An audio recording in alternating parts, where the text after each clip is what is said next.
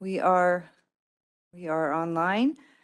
So I will call the meeting to order at 9 a.m. sharp. Where did it go here? So to start this morning, in the spirit of reconciliation, we acknowledge that we are gathered on Treaty 6 lands, a part of the traditional territories of the many First Nations, Métis, and Inuit of Alberta. The town of Drayton Valley is grateful for the knowledge keepers and elders and the stories and teachings they share of these lands and its people. If I could get everybody to stand for the singing now of our national anthem.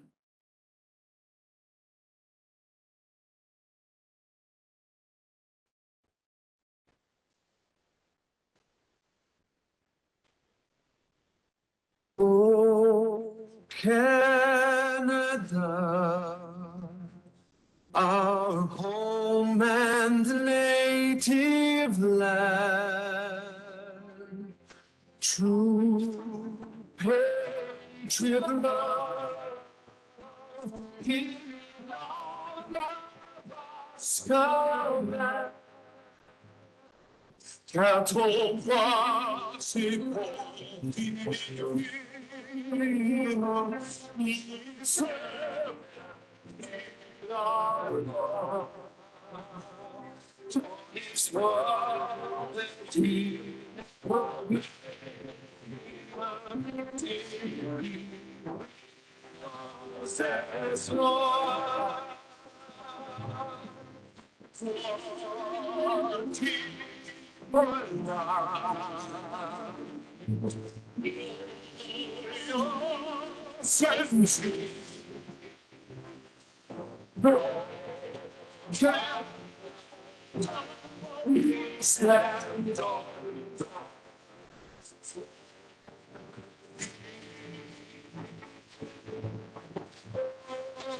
Yeah, these land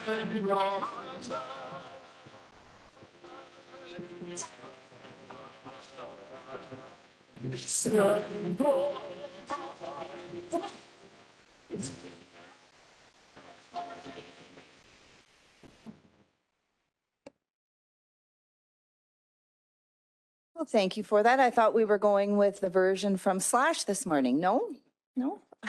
We decided to stick with the traditional. We were, when I came in, Nathan was experimenting maybe with a different anthem, and it was Slash that was playing. So I thought maybe that's what we were going to have. So we'll have to see about our next meeting. Are there any additions to the agenda? Administration has no additions this morning. No additions? Okay. Is there a member of council that would like to adopt the agenda as presented? Council Sheriffs? All in favor? That is carried. Are there any corrections or amendments to the May 25th, 2022 regular meeting of council minutes? May 25th, 2022 non-statutory public hearing minutes, development permit DV 22-010. No corrections or amendments. Is there a member of council that would like to adopt these? Councillor Gamana, all in favor? That is carried. Thank you very much for that. And we will move into our proclamations this morning. Our first proclamation is the National Drowning Prevention Week. Now, it takes me a minute to find these as we've got a bit of a new agenda. National Drowning Prevention Week is July 17th to the 23rd of 2022, whereas the mission of the Life Saving Society Canada is to prevent drowning throughout this great country, and even one drowning in Alberta is one too many. And whereas most drownings are preventable in a water-smart community and only through water-smart education and a healthy respect for the potential danger that any body of water may present, can we truly enjoy the beauty and recreation opportunities offered by these bodies of water. And whereas the Life Saving Society urges Canadians and residents of the town of Drayton Valley to supervise children who are in and around the water, to refrain from drinking alcoholic beverages while participating in aquatic activities, and to wear a personal flotation device or life jacket at all times when boating. And whereas the Life Saving Society Canada has declared July 17th to the 23rd, 2022 National Drowning Prevention Week to focus on the drowning problem and the hundreds of lives that could be saved this year. Now therefore, I, Nancy Dodds, Mayor of the Town of Drayton Valley, do hereby proclaim July 17th to the 23rd of 2022 National Drowning Prevention Week in the Town of Drayton Valley, dated at the Town of Drayton Valley on this day, the 15th of June, 2022. And we have a second proclamation this morning, which is ALS Awareness Month. ALS Awareness Month is for the entire month of June 2022, whereas ALS is a rapidly fatal motor neuron disease for which there is no cause or cure. And whereas over 3,000 Canadians at any given time are living with ALS, and whereas ALS can strike anyone regardless of age, gender, or circumstances, and whereas recent advances in ALS research has produced promising leads, and we must continue this crucial work, and whereas the ALS Society of Alberta is one of the largest contributors to the National ALS Research Program. Whereas Walk for ALS across Alberta has been tremendously successful in raising financial contributions and awareness for ALS, and whereas the ALS Society of Alberta is dedicated in providing support to ALS patients along with their families and caregivers to ensure the best quality of life possible while living with ALS. Now therefore, I, Nancy Dodds, the Mayor of Drayton Valley, do hereby proclaim the month of June 2022 as ALS Awareness Month in the Town of Drayton Valley and encourage everyone to join the 5th annual Walk Together for ALS on Saturday, June 18th, 2022 at the Lions West Valley Park. Dated at the Town of Drayton Valley in the province of Alberta, this 15th day of June 2022. We will move on to our delegations. Our first delegation this morning is Drayton Valley RCMP stats from Staff Sergeant Aaron Matthews. Good morning, welcome. Wonderful, how are you? Oh, I'm good. I'm thinking that water awareness is very fitting right now. Yeah, it's about accurate. Yeah, exactly. So what I did this time with regards to the stats is I included, again, the crime gauge is from January to April. But what I did include was a couple of other ones so that you could kind of see a comparison between Drayton Valley and a similar sized area. So I used Edson. And as you can see, it really is dependent on where we live and what's going on. I mean, you can see in Edson, they have a person's crime down 16%, but we have it up 26%.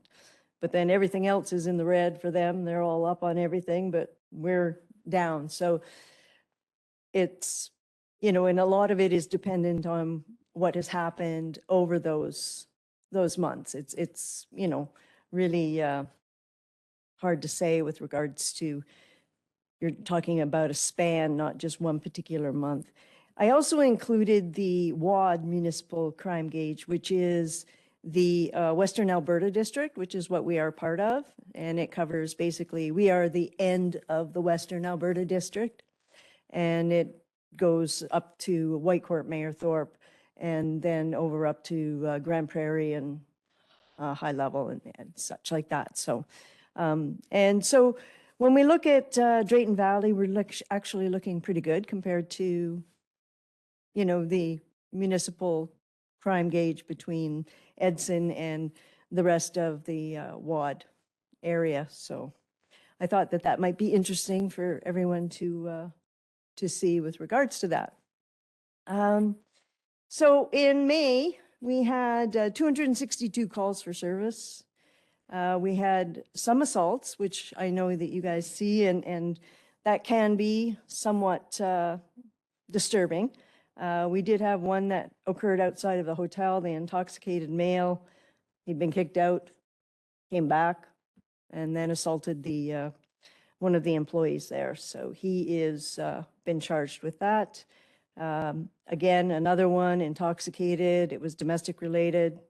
One person's charged, another one was a family dispute, and another one was charged there. So we did have quite a few stolen vehicles, break and enters to business compounds, that sort of thing.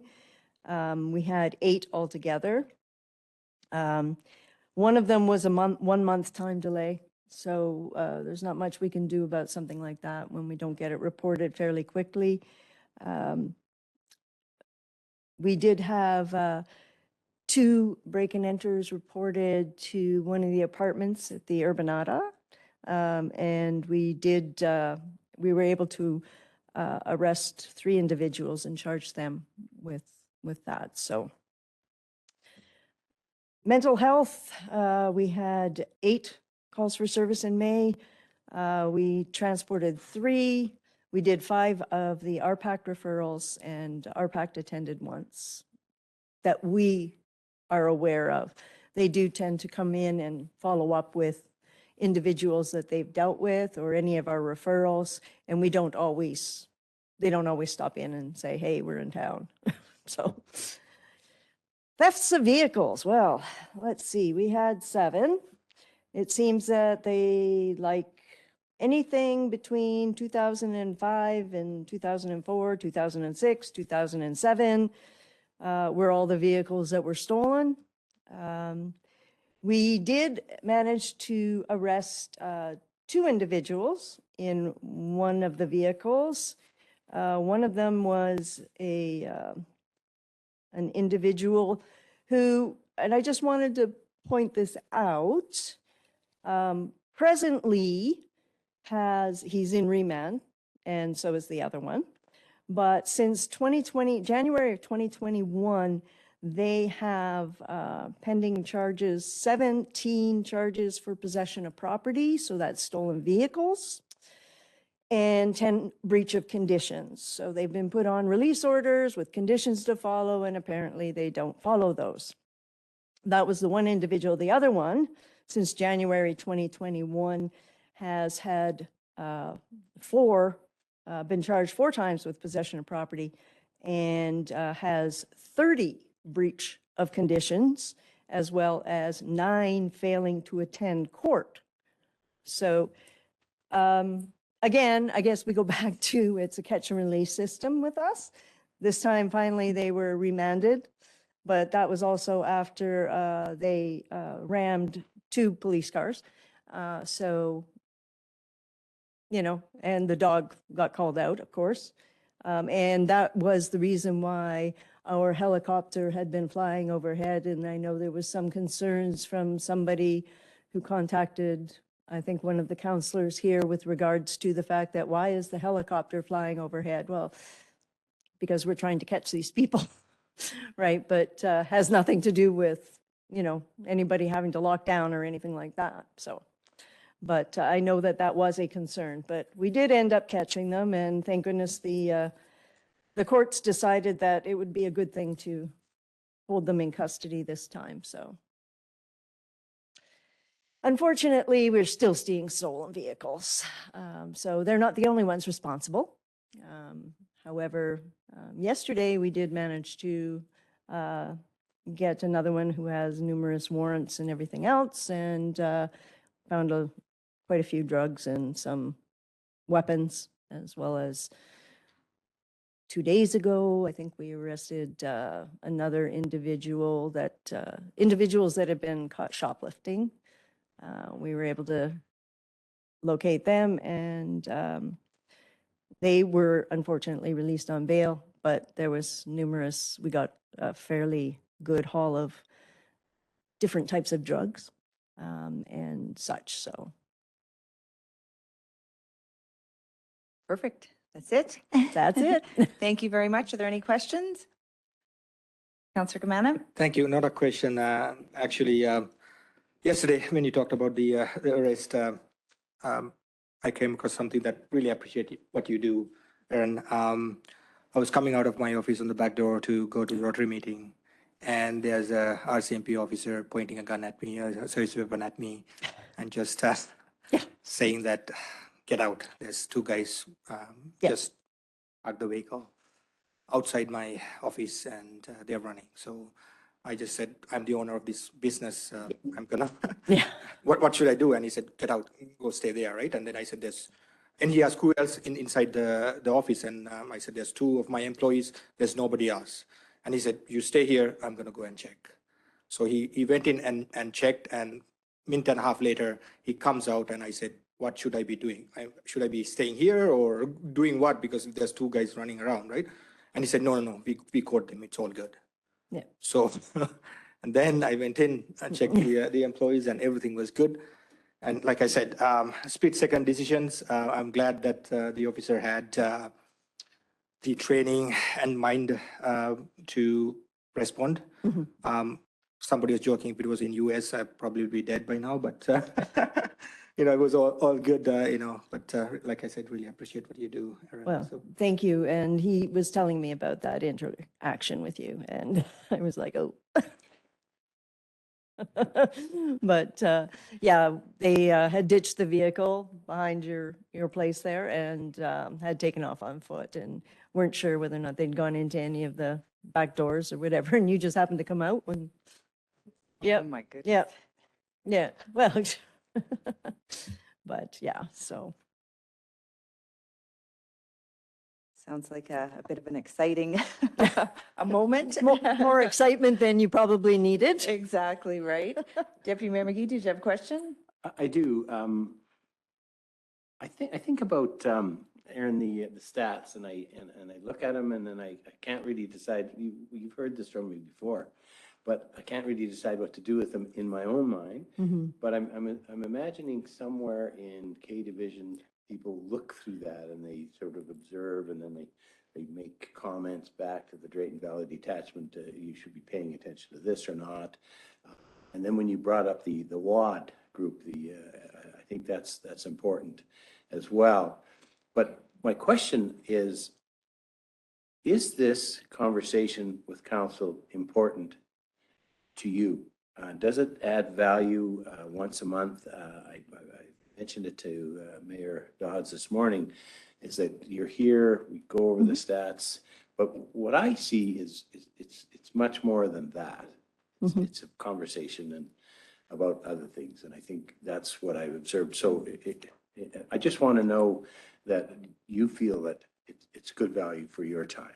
Oh, I think so. I mean, I love coming and being able to, field any questions that anybody has and with regards to it. And yeah, I think it's very important and I enjoy it. Thank you. It's you out of the office and off the roads, right? Off the computer. Off the computer. Any other questions? I just have a couple. So when you talked about the arrests that were made, were these local, I guess, people that are stealing the vehicles? Oh, yes. Oh, they are Yeah, local. They are, yeah. We have, like I said, our prolific offenders. Yeah. And prolific offenders, they kind of go between boundaries. So they're Breton, Thorsby, us, somewhat up to Evansburg, maybe down into Rocky Mountain House, but they all kind of travel between the detachments. So we work very well with all the other detachments in order to be able to make these arrests.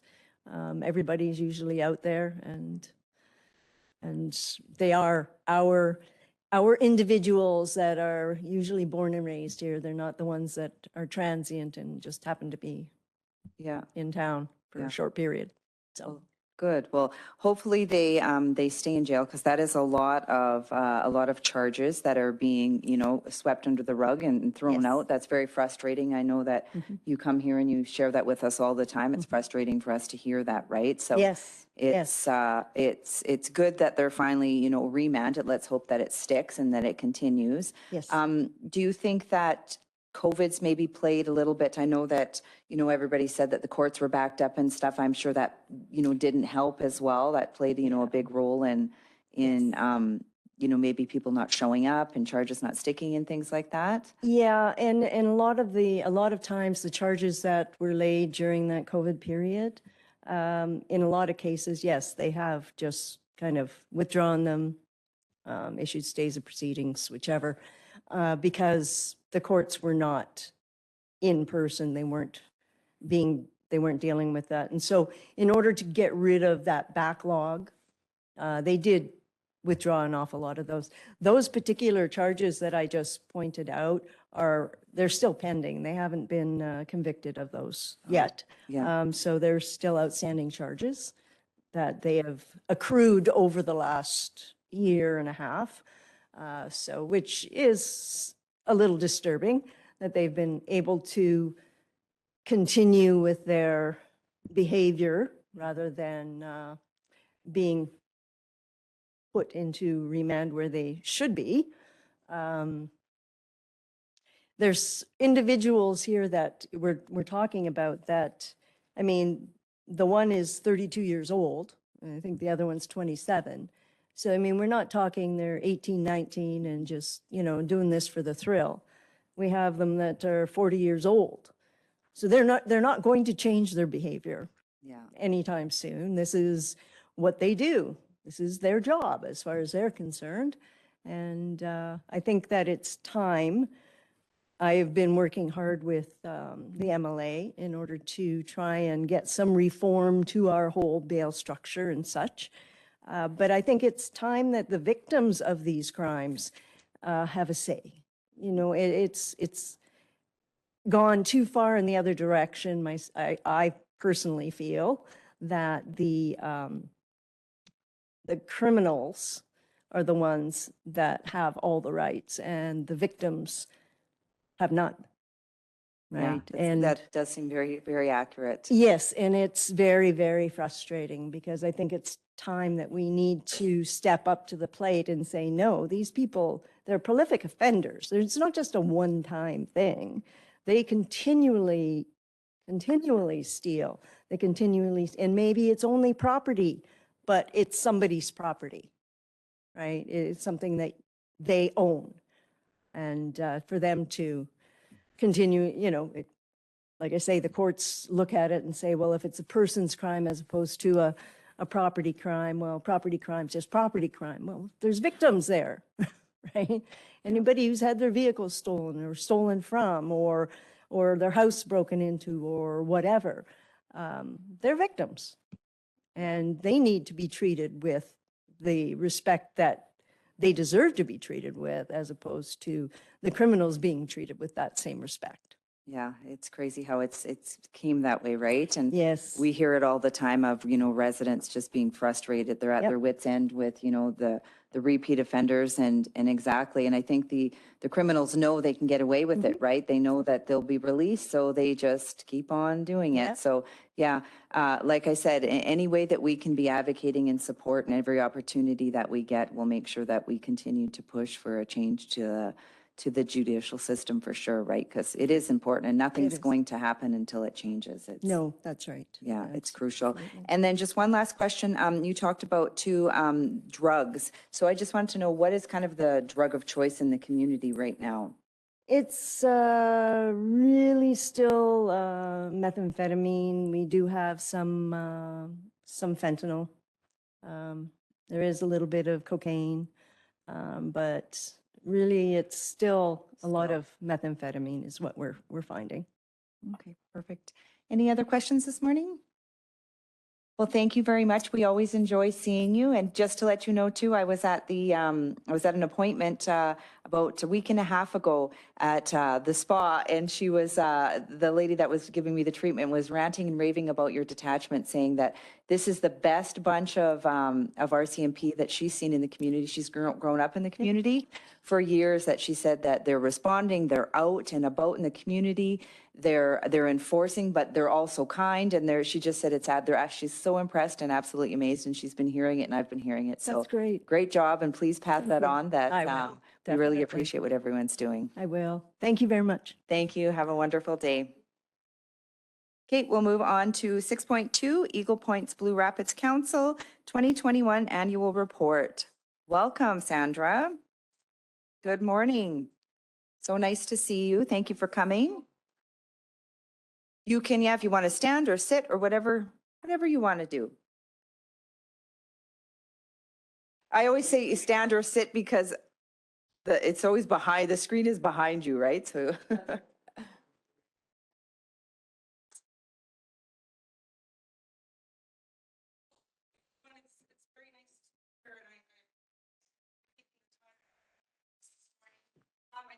to introduce the council.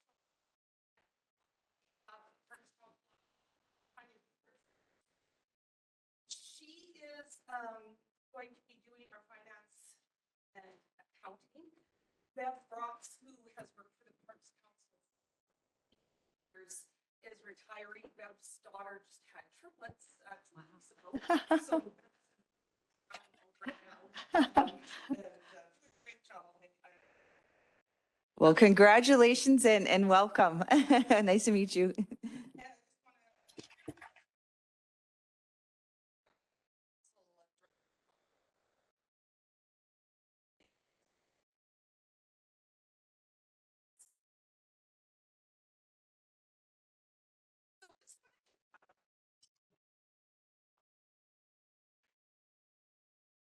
Just wanted to do a little guided tour of our annual report with you.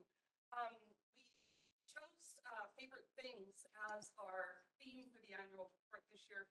As we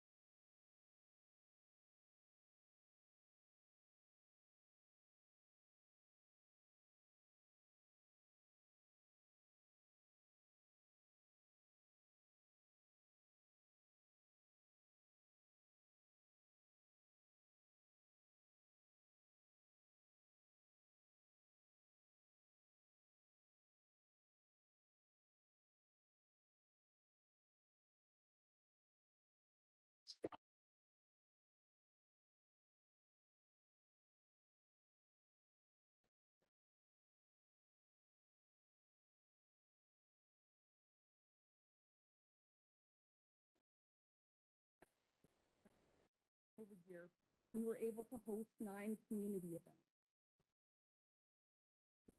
events. At those events, we had 2,187 participants in total. Our biggest event for the year was the Pumpkin Walk in October. That one had just under 1,200 people attend in 3 hours, which so it's a very popular.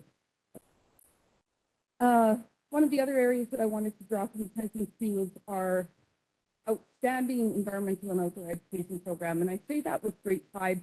Kathy Swangler and Erin Platt are the 2 ladies that do the bulk of the programming for that. And we have just seen such great growth in that program. We have got a catalog that's going to be coming out with 25 courses in there that schools or youth groups can access for free. There's only one that there's a fee with, but everything else is free. And the feedback that we are getting from teachers and youth leaders is just top notch, and I couldn't be prouder of those ladies. We had a consultation dinner with some teachers and some community members in April, and we asked them, what can we do to make our programming better? How can we serve you and support students as we're coming out of COVID?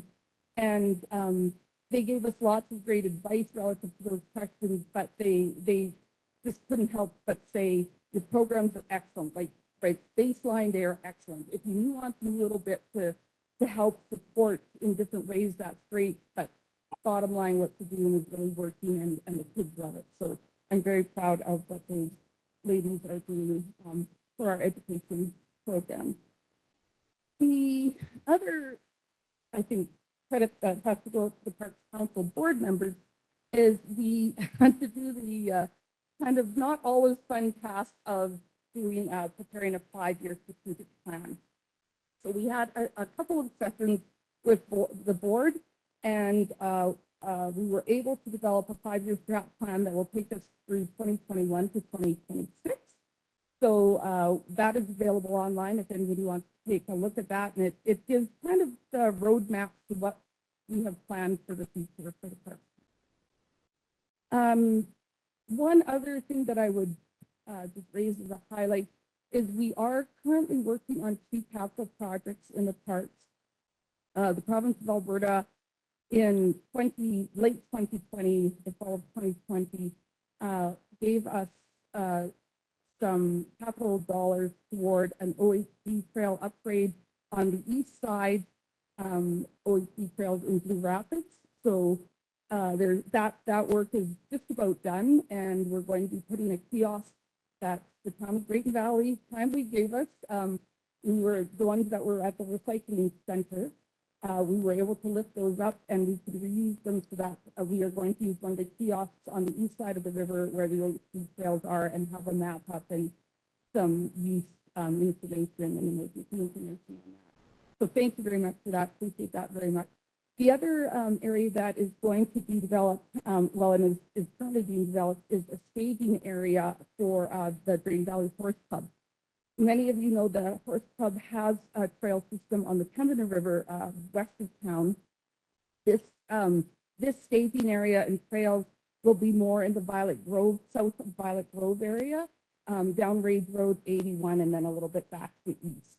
And so there will be a staging area with 5 campsites there, as well as a trail system that will be built through there. So the staging area is basically completed.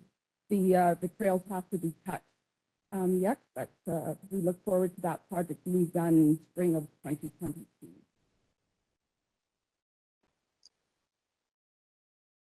I just want to also thank the town for the contributions that they have made to the Parks Council over this past the 2021 year. We were able to have the Fire and Ice Festival. It was a bit modified. We had it more as a scavenger hunt kind of weekend, but the town had contributed $5,150 to that event. Thank you. Sorry. And then for Parks Day and for the Pumpkin Walk, we received $1,000 for each of those events last year. So we appreciate that level of support. And those are just a few of our favorite photos. The one I'd like to just draw your attention to, many of you might know Craig Holden in town. We presented Craig last year at the end of the winter, early spring, with a certificate as a trail angel. Craig had the Rotary Community South Trails that are just adjacent to the cemetery. There was a number of times last year that those trails were hit with freezing rain, and they would just absolutely become skating rinks. They were brutal. And Craig would go out and broom them for us, not even being asked, really. He just magically, the trails were groomed. So we really appreciate that and wanted to acknowledge him as trail angel. And then I don't know if you can see, there's a picture of 3 little heads laying on a picnic table. And those were 3 kids. A mom had sent us that picture. They had done one afternoon in the summer, they had done the Amazing Race as a family, and the mom said the 3 kids, after it was done, they conked out on the picnic table and had a little sleep. So she thought it was kind of cute. So I thought I would share that with you. That was one of my favorite photos from last year. But anyway, that's the bulk of my presentation, and just wanted to say thank you and entertain any questions if you have any. Well, thank you very much for that. And thank you for everything that you do in the community. It's always exciting, especially the last couple of years when it's been very hard on our community, to still see that there's been some exciting things happening. We really appreciate it. We look forward to all the other exciting things. I did see that you have the Amazing Race that'll be happening. So maybe I'll open it up for a few questions, or you can tell us a little bit more about how we can get involved in that. Maybe any questions first from anybody? Deputy Mayor McGee? Sandra, it's amazing what goes on with EPBR, and over the years that we've worked together, the point that needs to be raised is the amount of children and the education. So we've steered towards education, and today I hear that we're working now with the Horse Club and south of Violet Grove for some new trails, which tell me how that would come through as a budget item to EPBR. The whole club makes a decision. So what kind of budget would you need to cut trails? That seems like an enormous amount Right. of time and money.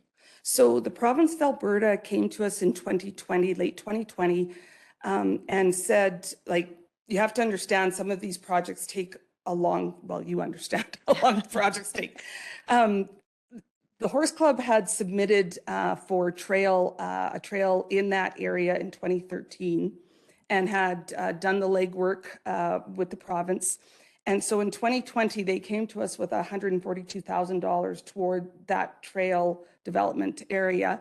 So at that time, the Drayton Valley Horse Club had to assess whether they were still in a position to be able to take that on. They did assess that they were. And then the funds are run through EPBR as we manage the project with the expertise of the Horse Club. So we do the payment out to contractors that they hire, but they're the overseers because they are the ones that know the best of what they need in that area, and in conjunction with Alberta Parks. So. Right, so this would probably entail volunteers, but it's a contractor that would come through. And Yeah, that's there'd be, for sure, there's a bit of both. And even as in the OHV trail upgrade that I was mentioning, a number of the service companies that did do work for us had also volunteered substantial equipment time or equipment itself, or got donations from other companies for resources like odd things like matting and stuff like this that all cost money. I believe on that project on the OHV trails, we had $125,000 allocated to that. There will be over $50,000 of in-kind material and equipment time donated into that project.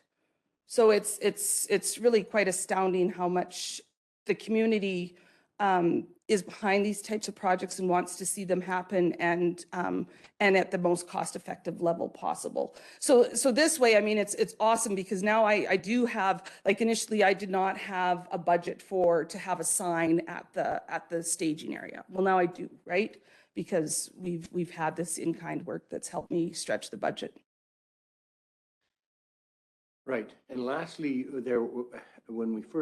when I joined with you 4 or 5 years ago, we were in, and then we get into COVID, we get into that closed down situation. But it looks to me, as I look through the budget, that we're now much more comfortable than we have been in the past, and we're I have to say the province of Alberta has been incredibly generous with us over the last number of years, either with capital investment and also with our operating grant. This is the first year that I've worked for the organization where they have approved our entire operating grant, which is huge.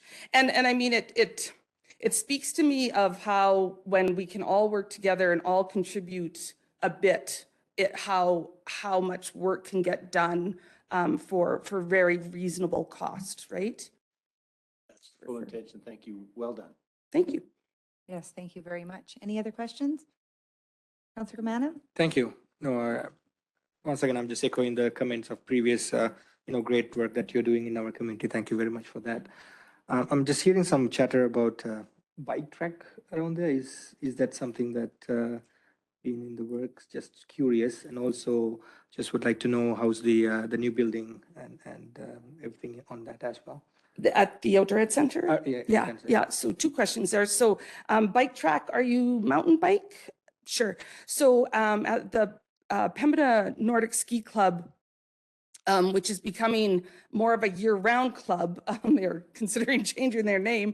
They are putting in single track mountain bike pathways throughout the area, which in the wintertime can be used as snowshoe pathways or fat tire bike pathways. So Stephen Brinks is, many of you know, the physiotherapist here in town, is the lead on a lot of that work, and just doing a tip-top job, as well as their president, Curtis Buchan. They've been very progressive. The Outdoor Education Center is, like, with COVID, it was hard because we weren't really able to do much in the way of rentals. I anticipate and see actually the rentals are already starting to increase. And I think that area is going to become very much a possible hotspot for a smaller wedding venue. It's an excellent retreat area because there's lots of other things to do while you're having your meeting. You can get outside, get some fresh air, do some activities. Yeah, so I anticipate the rental of that facility is going to go straight up. Very exciting. Thank you. Sure. Wonderful. Any other questions? So maybe could you tell us a little bit what's kind of happening for the summer? Like what are your plans for maybe programs and the Amazing Race? Sure. So the Amazing Race will be starting at I think next week. The signs will go up. And so that's an activity you can do as a family or as an individual, couple, whatever. You can download the materials that you need for that off our website, or you can go to one of the local hotels because we have envelopes there, and that gives you the directions as to where you go. And it's kind of themed essentially on the, we call it the Eagle Point Amazing Race, but I'm sure we'd still get into trouble. But anyway, it's the Amazing Race Eagle Point. Have people go through different areas of the parks and do different tasks. And it's just to get people out there, get them familiarized with what facilities are in our area, and have some fun. The other, we have a Canada Day scavenger hunt that we will run through kind of the whole Canada Day weekend. So actually it'll be a week. It'll be Wednesday, June 29th till the following Tuesday, I guess July 2nd or 3rd, whatever that works out to. So that will be up and about for folks to go explore. And Parks Day is July 16th. That's Saturday, July 16th. There's information about Parks Day on our website. People can, we're hosting again the theme of a choose your own poker rally. So you get to choose your activity, and then at that venue, you get to make a poker hand and potentially win a prize. So that's the theme for Parks Day this year. Nice. Yeah. Well, very exciting. Nice to see that there's programs. There's lots to do in the community. And thank you again for coming and sharing with us all the amazing things that you do in our community. It's very important. Sure. As Tom had said too, I love that, the province is supporting that and supporting our region, because we have so much beauty, I think, to celebrate. And Eagle Points, plays such a big role in that. So thank you for everything that you do. And anytime you want to come and visit us, let us know, and whatever you need from us too, reach out. Thank you. I was going to give you guys each a pen. These pens are near and dear to me because when I first started in the job, I scrounged for pens. I would take them from wherever. If there was, a can of pens, I'd take 3, right? Because we needed them at the office. So I said, we've hit the big time now, girls. I said, we've got pens with our names on it, like holy mackerel. So I'm pretty happy about our progress. So wonderful. I'll distribute those out to you. Thank you guys. so much. Thank you very much. Enjoy the rest of your day. Thank Nice you. meeting you, and thank you again for coming. So as we wrap up our delegations here, we will move into decision items. 8.1. Thank you so much. Draft amending bylaw 2022-09D to land use bylaw 2020-12D, presented for first reading. Mr. Voigt, thank you very much. Good morning. Good morning, Your Worship and Council. Yes, we have a proposed rezoning application in front of us this morning. It's been brought to our attention that 4 properties in the downtown area have been districted in error under the residential acreage district. These 4 properties are 5036 50th Avenue, which is presently developed as a liquor store, and 520, 524, and 528 50th Avenue, which have developed as 3 fourplexes. These uses are not permitted or discretionary under the acreage district, so they would be considered non-conforming under our bylaw as non-conforming uses. They cannot expand, they cannot make structural changes. So it presents some problems for the owners. Administration wished to correct the districting of these 4 parcels. The liquor store, this bylaw proposes that the liquor store be rezoned to general commercial. The 3 fourplexes be rezoned to multiple dwelling district.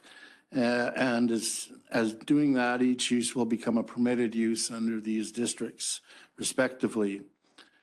As far as we can figure out, the error can happen in 215, somewhere in there. We don't exactly know why or how or the rationale for it. I can't think of a reason why you'd want an acreage district in the downtown area, but in any case, this will fix up that discrepancy in our land use bylaw, and recommendation is that council give first reading to proposed rezoning bylaws 2022-09D as presented.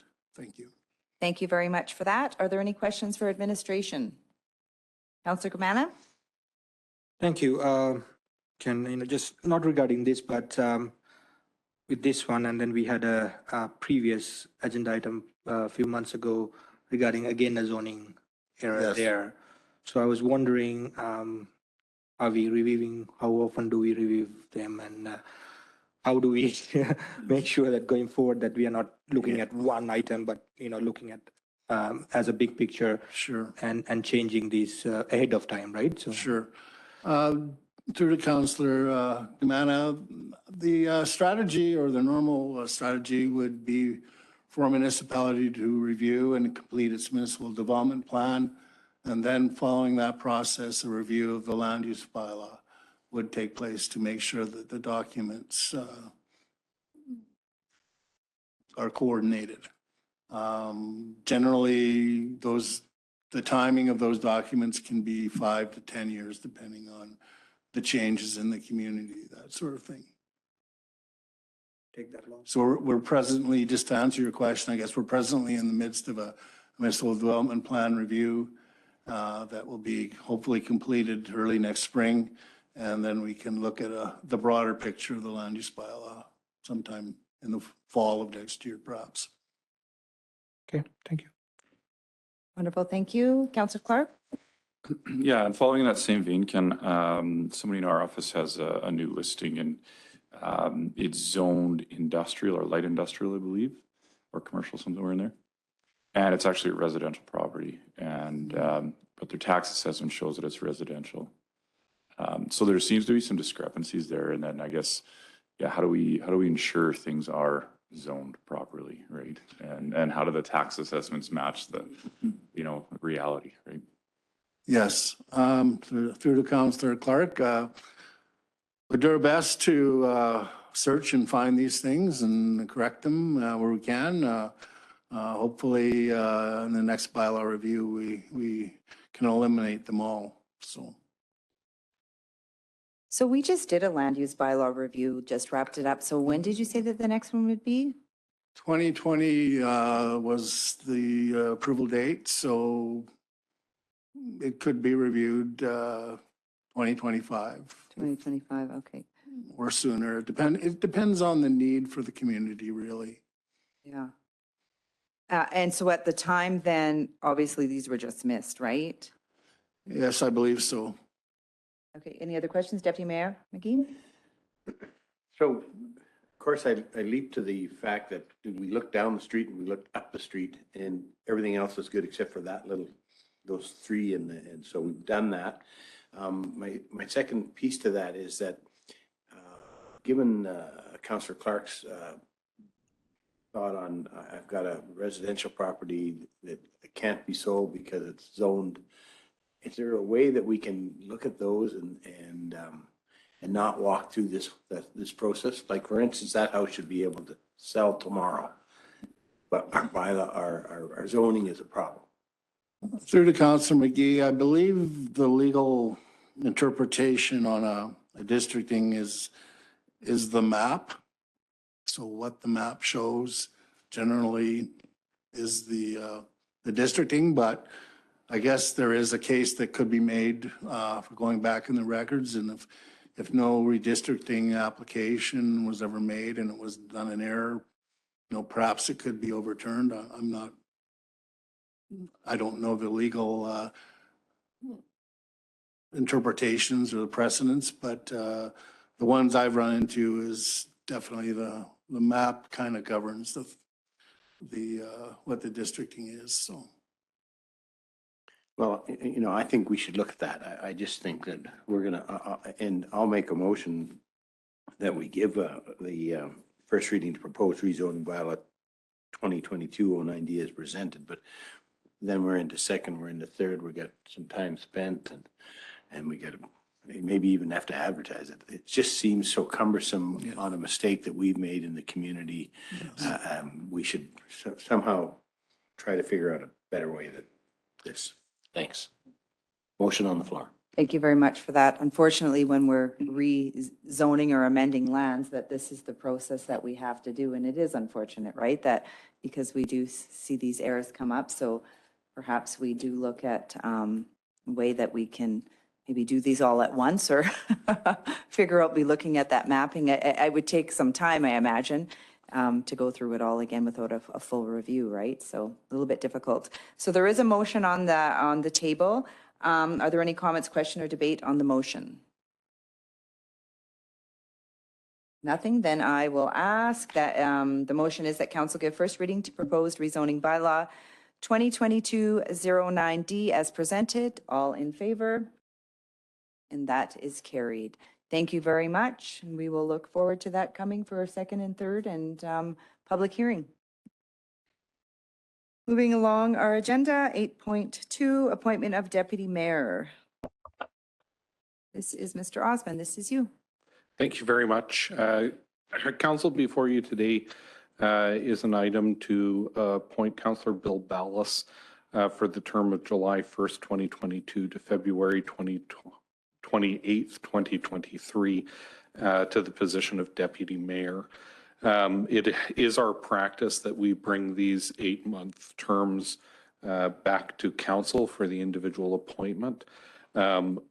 Administration will have a look at this practice, and I imagine at our organizational meeting in the fall, we'll suggest to council that we change this practice, and maybe at the organizational meeting, just make all 6 appointments for the term of council so that we don't have 6 agenda report items coming back to council. But for today, what we're looking for is just the motion to appoint Councillor Ballas for the next term of deputy mayor. Thank you very much for that. So that would just be an amendment to the policy as well, right? Just to change that. Okay. Are there any questions for administration? Deputy Mayor McGee? Does the member of council have to accept? And do we need him in the room to accept? So this schedule is established by policy, policy that's been in place for just about 7 years now. And this particular schedule was also reviewed by council at the organizational meeting. So there's nothing in the policy that would suggest that there needs to be an acceptance. Okay, perfect. If there's no other question, is there a member of council that would like to make a motion? Deputy Mayor or Deputy Councillor Gamana? Thank you. No, I'll make that motion that council approves the appointment of Councillor Bill Ballas as the deputy mayor for period July 1st to 2022 to February 28, 2023. Thank you. Thank you very much for the motion. Are there any questions, comment, or debate on the motion? I would just like to say thank you very much to Tom. I've appreciated very much you by my side this last 8 months. I know that I've been on council for about 5 years, but this is my first as mayor. So I appreciate your years of wisdom and the the ability for me to be able to learn and to lean on you these last 8 months. I really appreciate it. And when I was feeling maybe not so confident or unsure, that you were always there for me. So I really appreciate it. And I know that you will continue, even though you won't be the deputy mayor, that you will still be by my side. And I appreciate it. And I welcome Councillor Bill Ballas as the next deputy mayor. So thank you very much for the motion. Oh, and there you are. Would you like to do a speech as we Councillor Bill Ballas has just joined us this morning. He was running a little bit late. There was a motion on the table that council appoint as deputy mayor yourself. So I just asked if there was any comment, question, or debate on the motion before we ask. Certainly not. I just want to thank Councillor McGee for his involvement as being deputy mayor and the great job that he did and his concerns and cares for our community. So thank you very much. Well, thank you very much for that. So there is a motion on the table, and I will ask all in favor. Okay, well, I was going to say, are you going to oppose that, Bill? I think I had everybody's arm up here, so that motion has been carried. Thank you very much for that, and welcome aboard, I guess, on July 1st. So we've got a couple more weeks here, so I'm going to really take you to task here, Tom. I know we have public service, is it day or week or month coming up? I can't remember now what that's, is it month? I believe it's week. It's Public Service Week, so I have asked Tom to say a few words at the barbecue on Friday, so I really appreciate that. And as we move along, we'll move to 8.3, the appointment of Director of Emergency Management. Mr. Thompson, good morning.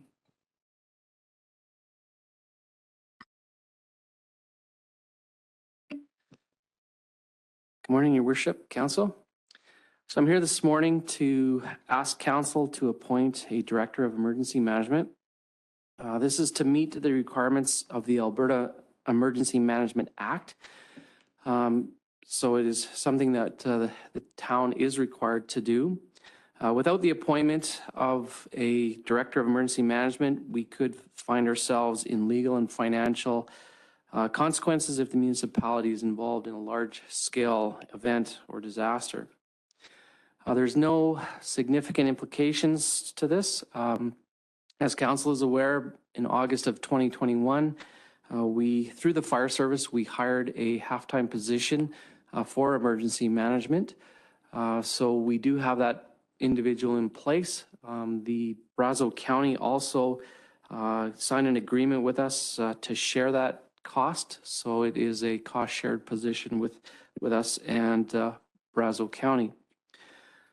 So moving forward, I would recommend that Council appoints Joey Chirpin as the Director of Emergency Management for the town of Drayton Valley. That's it. Wonderful. Thank you very much for that. Are there any questions for administration? Councillor Evans? Not really a question, just a heads up for Tom. I've been getting quite a few calls lately as everybody's ramping up. So I just got Joey's contact information and I'll be giving that to whatever organization calls me. You know, the Alberta Environment River Level Warning, and then I had an oil company that was going to do an exercise. So if that's okay with you guys, I'll just continue to do that as I get those calls, put them in touch with Joey and away he goes. Sure. Yep. Okay. What do you mean by things are ramping up? Well, of course, with the rain, we're seeing more, you know, the rivers flowing a little higher. Oil companies are starting to do their safety exercises.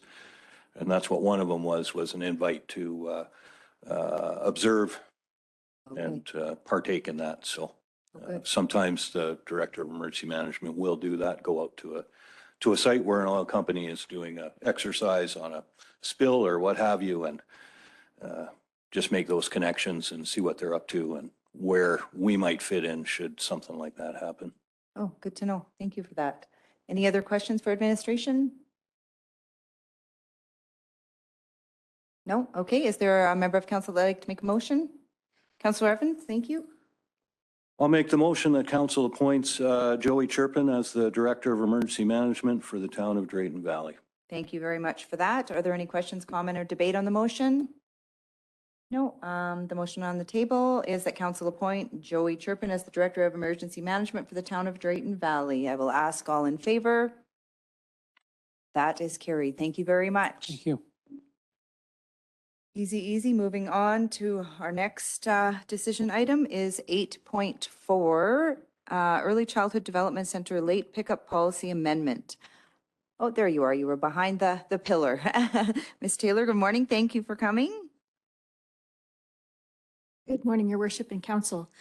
Before I step into this, I just wanted to, it was really inspiring to listen to Sandra Bannard, and what she didn't share is that they've actually retrofitted their programming to accommodate us as well. So ECDC children attended programming with Eagle Point once a month from October all the way through till May. So just so impressive that they have adapted everything, and I think, and I wish I could have jumped up and cheered for her when she was just sharing her information, but I just wanted to make sure that you were aware that they've partnered really strongly with us as well. Well, feel free to cheer anytime you want. Yeah. So today what I'm bringing forward is just to, through our board review, we just talked about our late fee policy. And what we've just noticed is we're seeing a trend of families just coming a little bit tardy for pickup. And the impact of that is that we have a number of staff who have secondary jobs, but this also impacts budget because we run into overtime charges. So through that discussion with our board, what we looked at, and that review also went as far as to reach out to other childcare facilities just to see what are they doing with these same policies. And that's where we developed just increasing the actual late pickup fee from what it currently had been. So we're just asking council today if they would be, how you feel about that and if you're willing to let us make those changes. Perfect. Thank you very much. I'm sure that we have a few questions here. Councillor Ballas, go ahead. Thank you. Are these late pickups, are you being advised of them being late? Or is this just random? So we bit of both. So when parents call us, especially if it's a family emergency or, you know, if something emergent, poor weather, we wouldn't be enforcing this because we know that sometimes things just are completely out of a parent's control. But lots of times it's just, sometimes a parent will sit outside in their car for 15 minutes just on their phone and we're kind of waiting for them to come in and pick up. So there's occurrences like that that just, it's unfortunate and we're just trying to deter.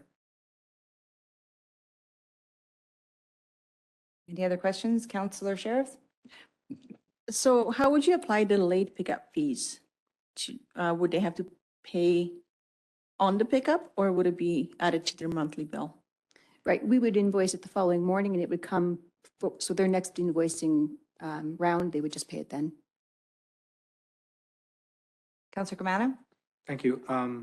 So the breakdown that's proposed is first 5 minutes, $10, I believe. And then, so I was just wondering, yeah, it's not good that parents are late to pick up, but sometimes that happens. And is there, in your mind, a way of we can give a little bit of a more grace period than just 5 minutes?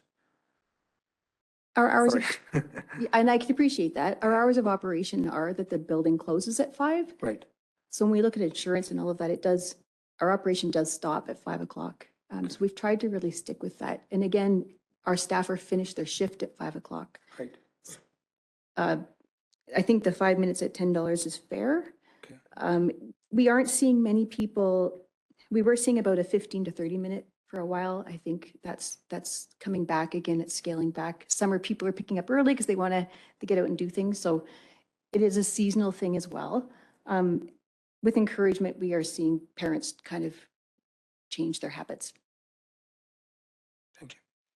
Has this been a problem in the past, or do you feel it's just been kind of this go around? We've been open 14 years this year, and I would say it's a seasonal thing that happens. We've had years where it's really bad. We've had years where it never happens, maybe 3 times in the course of the whole year. Right now, we're seeing occurrences probably twice a week, which is a lot, especially again, when that staff is trying to get to a second job. Yeah. Now they don't look like good performers at the second job, and that I feel like that falls a little bit in our responsibility that we're not getting them out the door. Yeah, and there's a requirement to have so many staff on hand still for the number of students, right? So you Right. couldn't be letting them go early to their other job? Right, we're having to meet ratios, right? Any other questions? Counselor Ballas? So you're looking at changing this policy more than just the pickup fees. When I look at this late pickup policy, and the first one that is a little concerning to me is if parents are late more than 3 times in a period without making prior arrangements, your childcare space will be terminated. And that was always the case, but the wording said they need to find alternate arrangements, and we felt like that was cloudy. Alternate arrangements basically means you're done having childcare here, and it needed to be clearly stated that it was termination. The wording I felt wasn't very clear for parents. Have you in the past implemented this portion of the policy? We've never terminated a child. No, it's not fair to the child, in my opinion. It's, Right, we haven't actually went forward and terminated a family.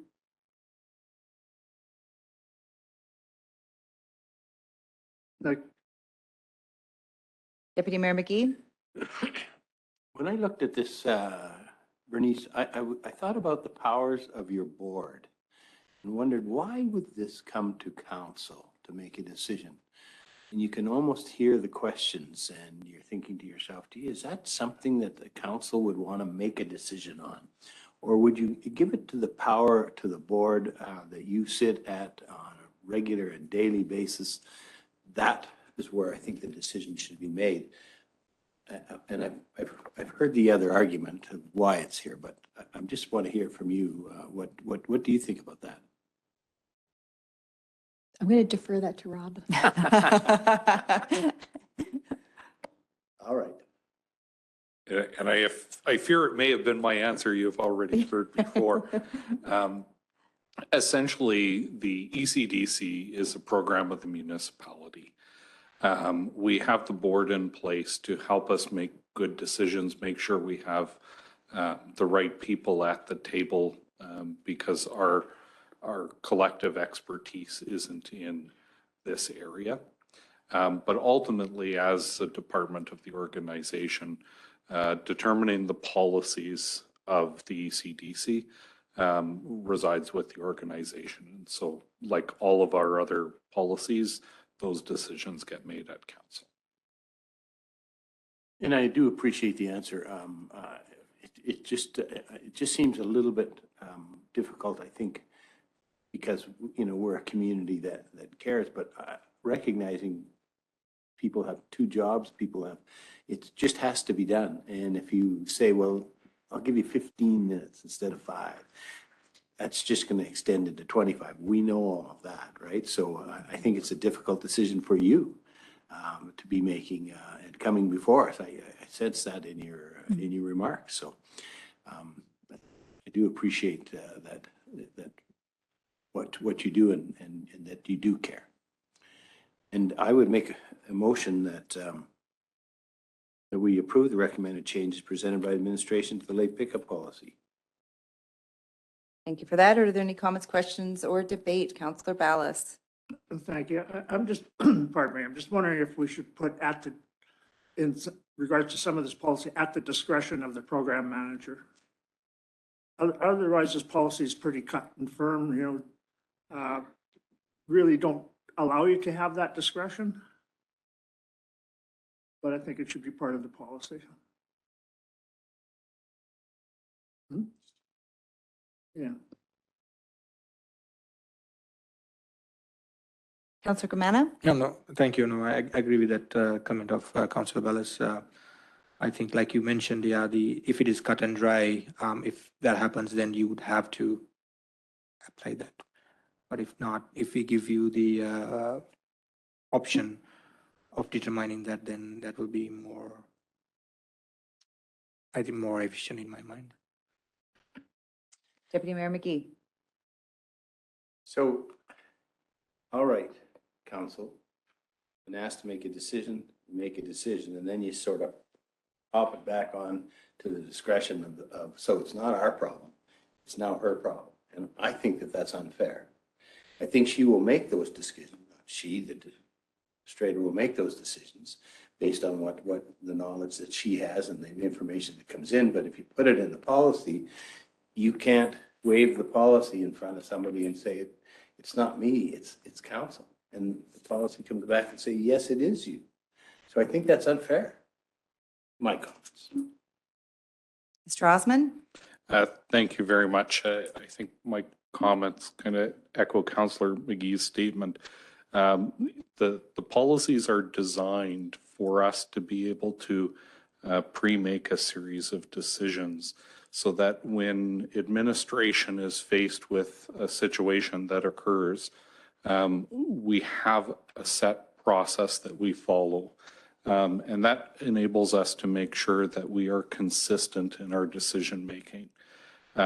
My recommendation would be if there are parts in here that council is not comfortable establishing as a policy, even if they are pre-existing in the original policy, that we look at making amendments to them rather than taking out kind of the effect of a policy, which is to pre-make those decisions and bring consistency to our process.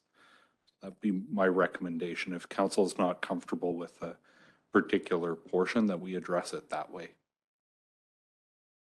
Thank you for that. So there is a motion on the table. There is some comments in regards to, I'm not sure if it's the language that you're looking at within the policy.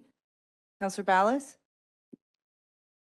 I just don't want to have our administration breaching policy and putting themselves in a position that it could affect their employment. If somebody wanted to get very sticky and say, hey, where did you get the authority to do that? Because this is the policy. So to me, there should be either some kind of discretion that says that you can do that you have the authority to do that without jeopardizing your position. Mr. Osman? So if I could, so that is essentially the purpose of the policy, is it outlines the direction from council about how a situation will be handled. And then administratively, we can simply say that that decision has been made. It's captured in the bylaw or in the policy. We follow the policy. Administration doesn't have the authority to wander away from a policy once council establishes it.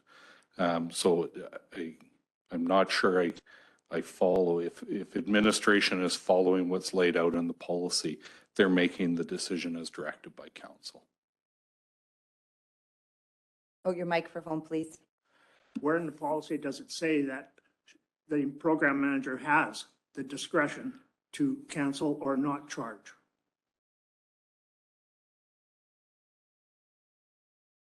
So it doesn't say that in the No, it policy. It's not So to therefore she has to administration's do discretion, yeah. That's right.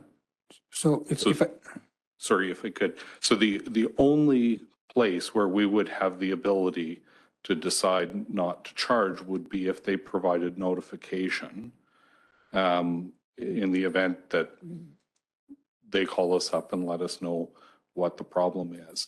If the thought is that there might be some circumstances in which we don't charge the late fee, we could certainly capture that. But I think what we don't want to do is undermine the purpose of the policy, which is to allow our staff. I totally understand that. I just don't want to see our administration strapped by a policy that cannot be enforced or that is not being enforced. If I could, I think we're at the statement of if a personal emergency occurs, parents should notify the center of closing time so that they will be aware of the difficulty. And would it be easier if that wording said, if a personal emergency occurs, they'll notify the center and the parent won't be charged? Is that, am I understanding that that's more where you're concerned, is that we're making a decision there, yes or no? So No, excuse me, let Sorry. Bill answer. I think she's asking you a question, though. Counselor Ballas? I understand what she's trying to say, yeah. I guess my point simply is that if you want to waive it, and it doesn't matter if it's for an emergency or whatever the case may be, you have waived these late fines previously, right? But if you have done that right now, you're doing that in contravention of this policy. So I'm just saying that I hope that there's some kind of wording that does not put you in a position of making that decision and not following the policy.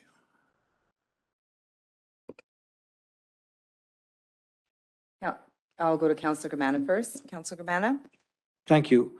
No, exactly. I think, Bill, you put it the way that I'm thinking too. You know, for example, as you mentioned, there's a parent who's 3 times late, and that happens. And if that's the case, if the policy is cut and dry, you would have to act on that. And if you don't act on that, you are breaching the policy. Or you would have to come to the council and say, this happened. Would you know, what would you like me to do, right?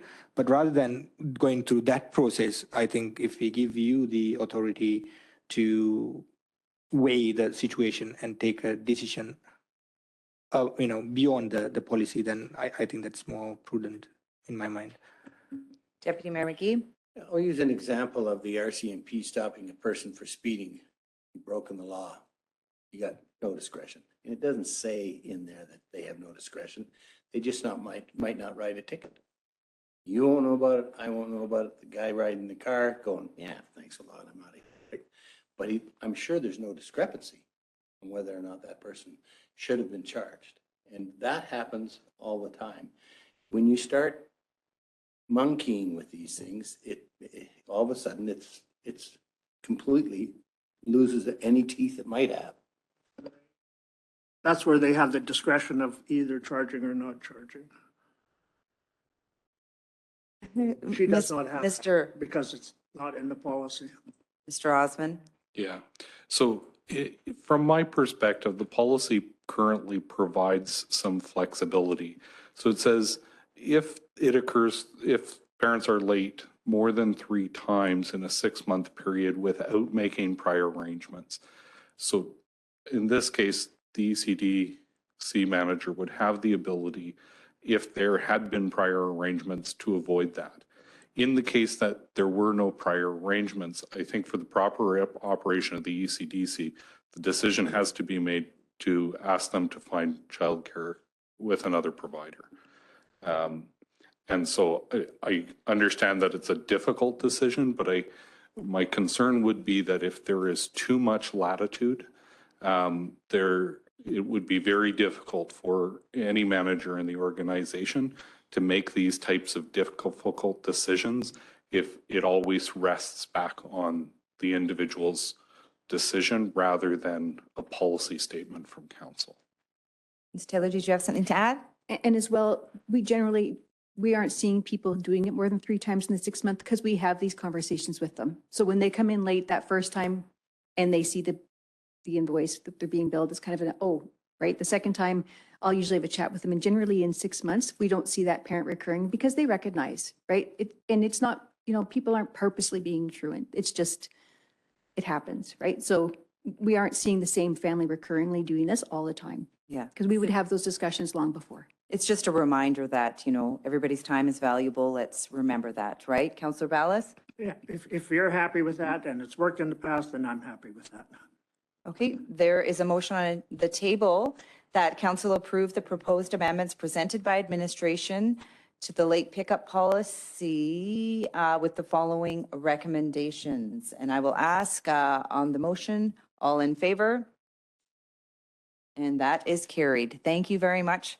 And we will call a break at 10:19 a.m. for 10 minutes, please. Back 10:36 a.m. We will reconvene and we will jump back into our decision items. Moving on to 8.5, Municipal Energy Manager Program Year 1 updates. Good morning, Aisha. How are you? I'm good. Good morning, Council. I'll keep it really, really brief today because I know you guys have a huge agenda. No presentations, just updates since our last huge update in December. We've secured Year 2 grant, which starts in May. We have 14 in-scope facilities. This is the program that pays 80% of my salary, basically. So what we're doing right now is that we had that energy management assessment that we did back last year. So we're going to refresh it for Year 2. We're also refreshing our benchmarking project. And for the EMA, next week we have a meeting with MCCAC where we're going to look at the policies, procedures, and practices of the organization. So this is very high level from the climate lens. We had a couple of more energy scans from the last time I gave an update. We did one in ECDC, one in MCC. And one really cool thing with the ECDC one was that we found that we had the same heat value for the whole time, 24/7 at the ECDC. So Bernice was like, okay, let's just change that. So instead of 20 degrees, after hours on weekends, it's 16.5 degrees Celsius. So that would bring us a lot of, reduction in cost and energy just for ECDC. We had, for next year, we're going to have a couple more energy scans. The first one is at EPAC. The second one would be at the ice rink, the one near the outdoor rink. And we just released the RFP for energy audit. So we hope to get that done within the next few months. We completed the art project. These are the grants. Michelle gave that presentation for you on the river a few months back. So she's completed her reporting and we secured a few grants as well. We got the FCM building monitoring since December. We also got the ICLEI Canada Agents of Change project. So that's a really interesting project and I'll be talking about this in more detail at our next meeting. We are also closing out our, Alberta Municipalities solar project grant. We got this grant to put on that 304 kilowatt of solar panels on top of the aquatic facility. So that's, once we do the reporting, then the money can come in, which is awesome. For the next year, we are going to be applying for the community energy financing and the NRCan ZVIP. So the community energy financing is an FCM grant for the SEEP program. We'll talk about that more once we have more information on this. And the ZVIT is for putting in electric charges at the downtown facility.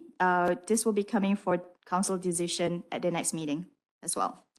In terms of employee engagement, we had a fun one during Earth Day, and we are going to do a couple more on transportation and energy efficiency day for Year 2. Community engagement, I did presentations with the Chamber, the Rotary Club, and we had a booth at the Energy Summit as well.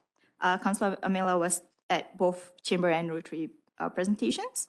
And I also did a presentation on what we've achieved so far with the MEMs, and we did an advocacy alignment finding presentation with the Utilities Consumer Advocacy. This is for the delivery charges. So those are just some of the items that we did over the past 6 months and the things we're looking forward to in Year 2. And that is my updates for now. Thank you very much for that. Are there any questions for administration? Deputy Mayor McGee? So when I looked through the report, I saw two very interesting things, and you brought up the ECDC. So when we look at the chart, we were looking to go with a 1% saving target, and we ended up with 132.7%. And was it strictly the issue of turning down the heat that got us to 132? I think that one is because it's by simulation. I need to actually do it with our actual bills to see if that is what we achieved. But yes, a lot of that changes would just be changing the gas because the gas is quite pricey at this time. Right, so we see those numbers and we look across and then if we flip the page, we go into parks. We're looking at achieving a 1% and we had a 45.5% which I think is, if I'm the person that's looking at offering grants or getting greenhouse gases down, or these are the kinds of charts that people look at. Yes. And they see that kind of percentage, and it's amazing to me that we can get there with simple little decisions that we make, not only in our own homes, but certainly in the municipality. So I think it's really worth noting that we're there. And Yeah, we're doing quite it. surprised as well, especially with that thing with the ECDC. It was just so much that we've just been using heat during the night when no one was there, right? And the lights, especially, it actually half how much electricity we use just by changing from normal lights to LEDs. So it does bring down a lot. Yeah. Yeah. And then we go into year 2 and future works. The question I might ask is the energy and emissions report as part of the continuous monitoring. What would we see charts about that? It's under future work on page 72 of 165. So do you mind reading the page number at the bottom? Yeah, page 672. It might be 22 for you. Oh, 22 of 39. Yeah, yeah. Oh, yes, okay. Yeah. And- Yes, this one, I have mostly done this report. It's just I needed one more data point from one energy provider. So I just got that last week, so I'm updating all the numbers and I can present this to you at the next meeting as well. And would this be in similar form as the charts that I was just speaking about, the energy scans? No, that would be like the PCP program that we did before, with the baseline, and so that would be a whole different chart. But this is coming. Right, okay. Thank you. Councillor Gamana, did you have a question? Yeah, thank you. No, it's great work that you're doing. As you've shown here, with a little bit of a change of habit, you can save some dollars. I believe that we've looked at changing the provider of power as well. Just wondering, compared to the previous provider, how is it comparing, and are we in the green or are we in the red?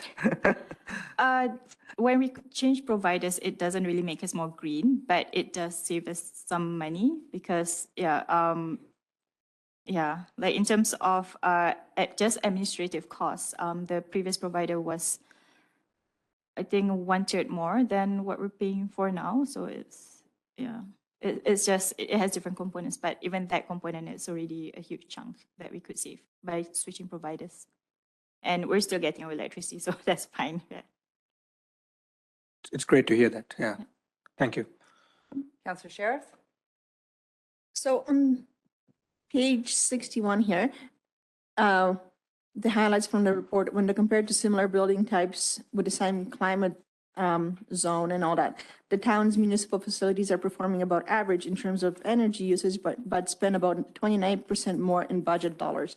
Has that changed now with the new provider, or are we still spending a little bit more? I think we're still spending a bit more, but because this is the part of year 2 that we need to recalculate and refresh everything and see how it is in 2021. But we were still under the old provider in 2021. We're not, we haven't switched over to 2022 yet, the numbers. So I don't foresee this changing within this year, but next year we'll see the actual numbers. Okay. Councillor Evans?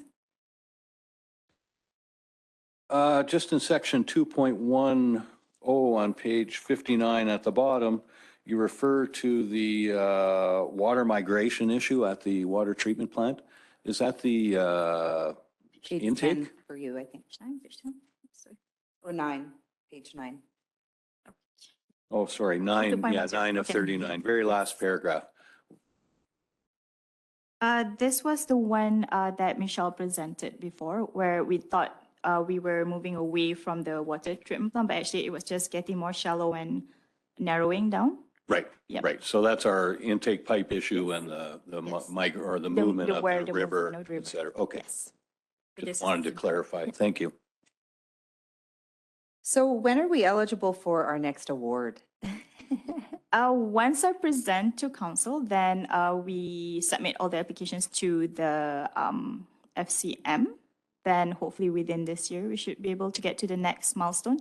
And how many were there again, milestones? 5. 5, okay, so we've got our first one there for the new counselors. It's at the back of the room there, the little plaque there is our first milestone back there, so. Oh, we're at 3 already. Oh, we've had 3 already? Already 3, yes. Okay, well, we've had 3 already. Yeah. 'Cause, every I just time- remembered. Yay! Yeah, once we go to another milestone, they send us a new puzzle piece. So we're hoping to get all 5, I guess, before Miradots goes to her next election. So why do we only have 1 back there then? Oh, it's one big one, then Oh, it's and then the pieces go in, Yeah, pieces okay. slot in. Yeah, that's my bad memory, that's right. So it's just like a little puzzle, so we've got a couple more there, thank you for that. I just had a quick couple questions. So when we talked about the solar grant, the panels on the roof, the grant was for 182,000, and then there was an additional 100,000 from From the Pembina bid, Pipeline, yeah. right? That's right. Okay, perfect. So that's great. That covers that. And then also the federal grant for energy efficiency project for the sub-metering system. Can you just talk a little bit about what you're what that will what will that bring us? Okay, what that is going to do is that for every circuit in the building, we have the electrical panel, so it's connected to the electrical panel. So right now, how we're getting our bills is every month and for the whole facility, right? So we don't know what's actually going on within the building. And if something happens, we won't know until a month later. So that was some of the issues that we were having. So with this submetering, what they're going to do is they're going to actually put clamps on every submeter. And that will go into a meter, that will go into a cloud, that will give us data almost real time, actual real time. And it will tell us, it will compare with our previous performance of, let's say, let's do the easy one. Okay, let's say the printer, that huge printer we have in the copy room, that would just be on its own circuit. So we will know when it's on, when it's running, if it's using more, or if it's a motor, then same thing, we will know what's happening in there. So that will give us a very detailed look of what's happening in the facility. Oh, wow, good. This is the grant that we just found out about, that we got the email and everybody was excited about. Yeah. So yeah, that's really good to hear. Oh, and you get to see it right on your app. So once we have it installed, I'll come and show council how you can also look at it on the app, like who's running what at what time. Okay, okay. And who will be able to see that? You'll be able to see that? You'll have the app? Barry and myself. will be Barry able and to see yourself it. will have that? Oh, okay, that is exciting. Wow. And then one last question too. When does the Food Cycler pilot project program kind of wrap up, and when does everybody have to have kind of their data in? We are wrapping it up this month, and then we should have the data in by end of July. And I would hope to have something to present to council by September. And I guess either myself or the Food Cycler representative will be presenting online on how everyone liked the Food Cycler. And if we want to go to the next stage with that. And then what would be the next stage? We could get another grant to offer more food More. cycles to the community. Okay, I have heard some buzz in the community about more people that wanted to get more and learn about it, and that it's very exciting for sure. Any other questions? Okay, sure, go ahead, Councillor Evans. So the electric vehicle chargers, once they're installed, I'm assuming there'll be some kind of way to pay for the power that you're taking there. People can just use a debit card, I'm assuming, or something? For the electric vehicle charger, depends on which one we're talking about. We're hoping to have one at the aquatic facility and one at downtown. So with the downtown one, they will have to pay credit card, debit card. And that will be, we're planning a third party to run that EV charger. So it won't be us that will be owning it. It will be a third party that will be owning it. So they will pay for the electricity and everything, infrastructure. They will be doing that. We won't be doing that. We'll just lease them the land. Oh, okay. So I will be bringing that to council next meeting as well, because we need a council decision on that item.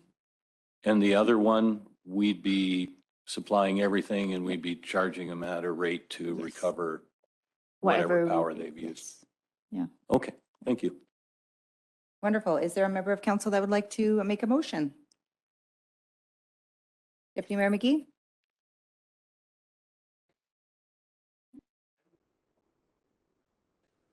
Oh, your mic, sorry, Tom.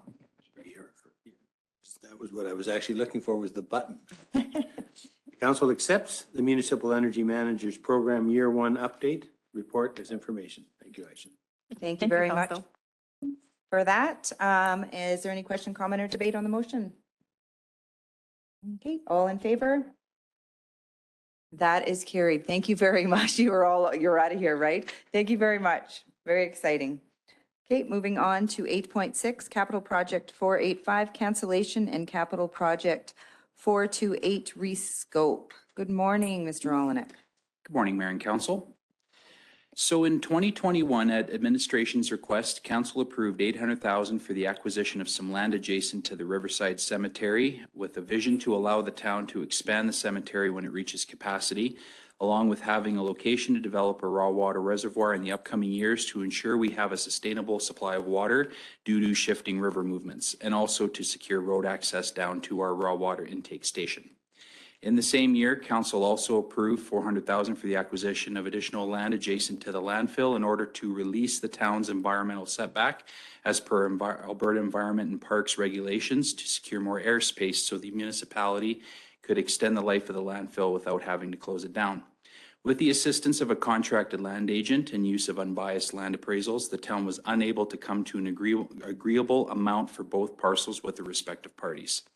Upon doing some more research into options surrounding the landfill, administration has teamed up with Ricochet Oil to create a joint operation to remove their abandoned and discontinued pipelines that reside within the landfill boundary, which will in turn allow the town to utilize space that is already within the landfill operating permit, adding another 10 to 15 years on top of what the new proposed Cell 4E will bring for airspace that Council has already approved. For the expansion of the cemetery and raw water reservoir, administration will look at other viable options on town-owned land that will serve the needs of the municipality and community in the future. With CP 428 having a budget of $400,000, if council were to approve the project rescope, $300,000 would be returned to the capital fund while still giving administration enough funds to complete the joint venture with Ricochet Oil to remove the abandoned pipelines from within the landfill boundary.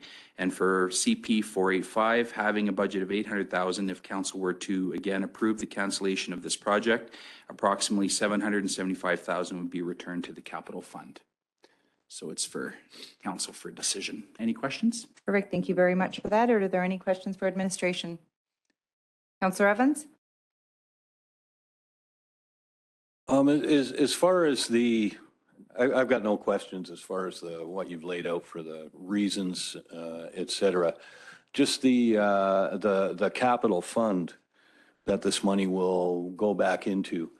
What happens with it then, and can we start to will we hang on to it and start to build a capital fund for the future? I mean, I think we all understand there's some pretty significant projects that are coming up in the future, and I think it'd be a good idea to take every dollar we're saving or not using and starting to build that fund for future projects. So to answer your question, Councillor Evans, that's exactly what happens to those funds. So the capital reserve or the capital fund, those monies that are returned to it become eligible to be funding for another capital project when council goes back to capital planning in the fall. Deputy Mayor McGee? So last week, we had a handout that talked about new picnic tables and a lot of interesting stuff.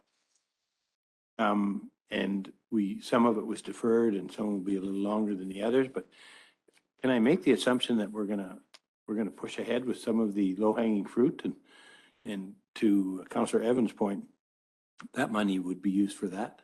Or do you already have money to do the low-hanging fruit, if I might, that we talked about last week. Thank you, Councillor McGee. So we do have money in our operating budget, and also there is a capital project that still has some money that can be used for, like you said, the low-hanging fruit for town beautification. This money could be used for that, or like Councillor Evans says, for some infrastructure upgrades, to which it would be for council's approval. Absolutely. So. With that kind of being said, what were you estimating for a timeline to kind of come back and say? June 29th is when I was planning on coming back and just updating council on what we're able to do this year and then what we could plan for successive years. Okay, perfect. Councillor Gamana, did you have a question? Yeah, thank you.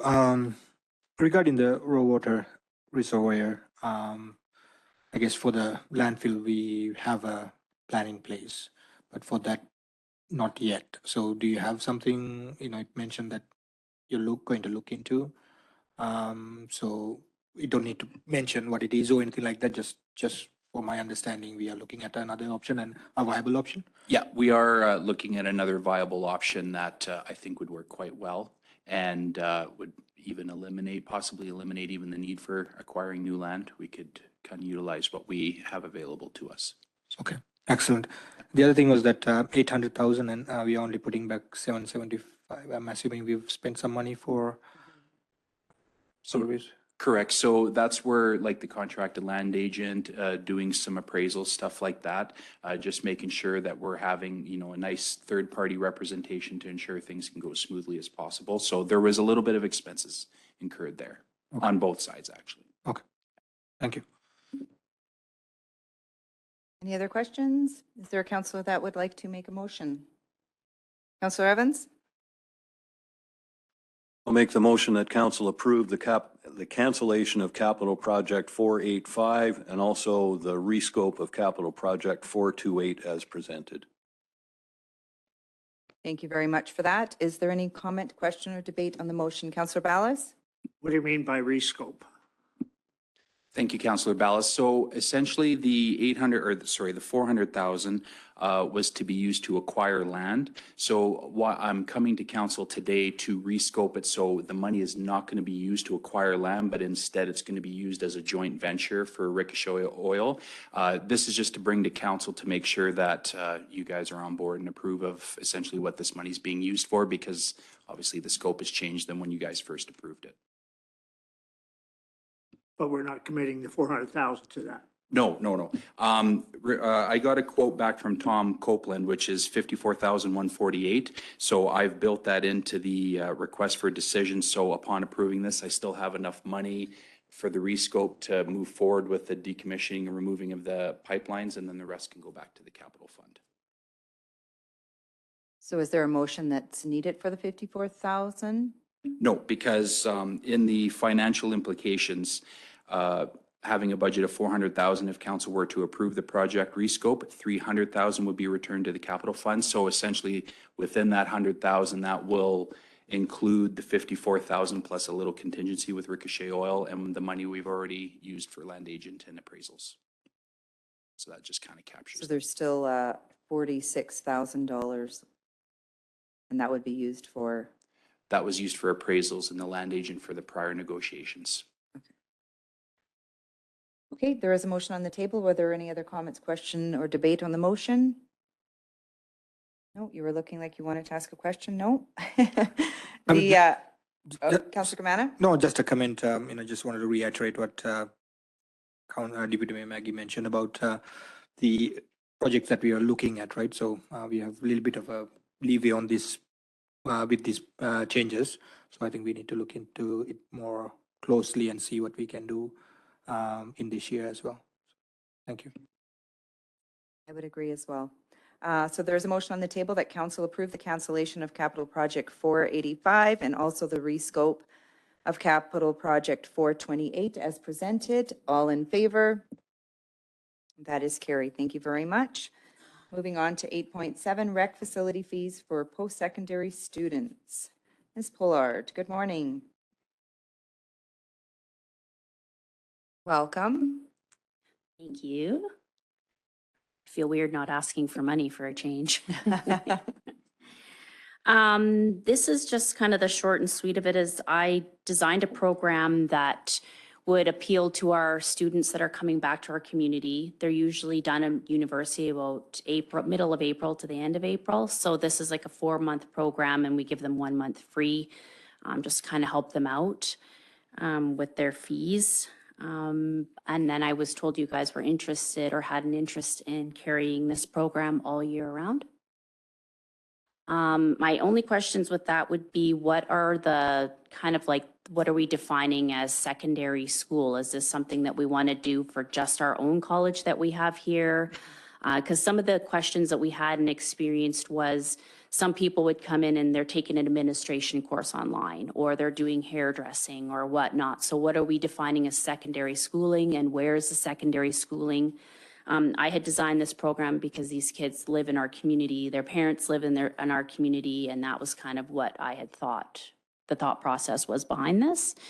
So I just kind of needed direction as to what are we doing for secondary school? That's a great program, but who are we including in this for that?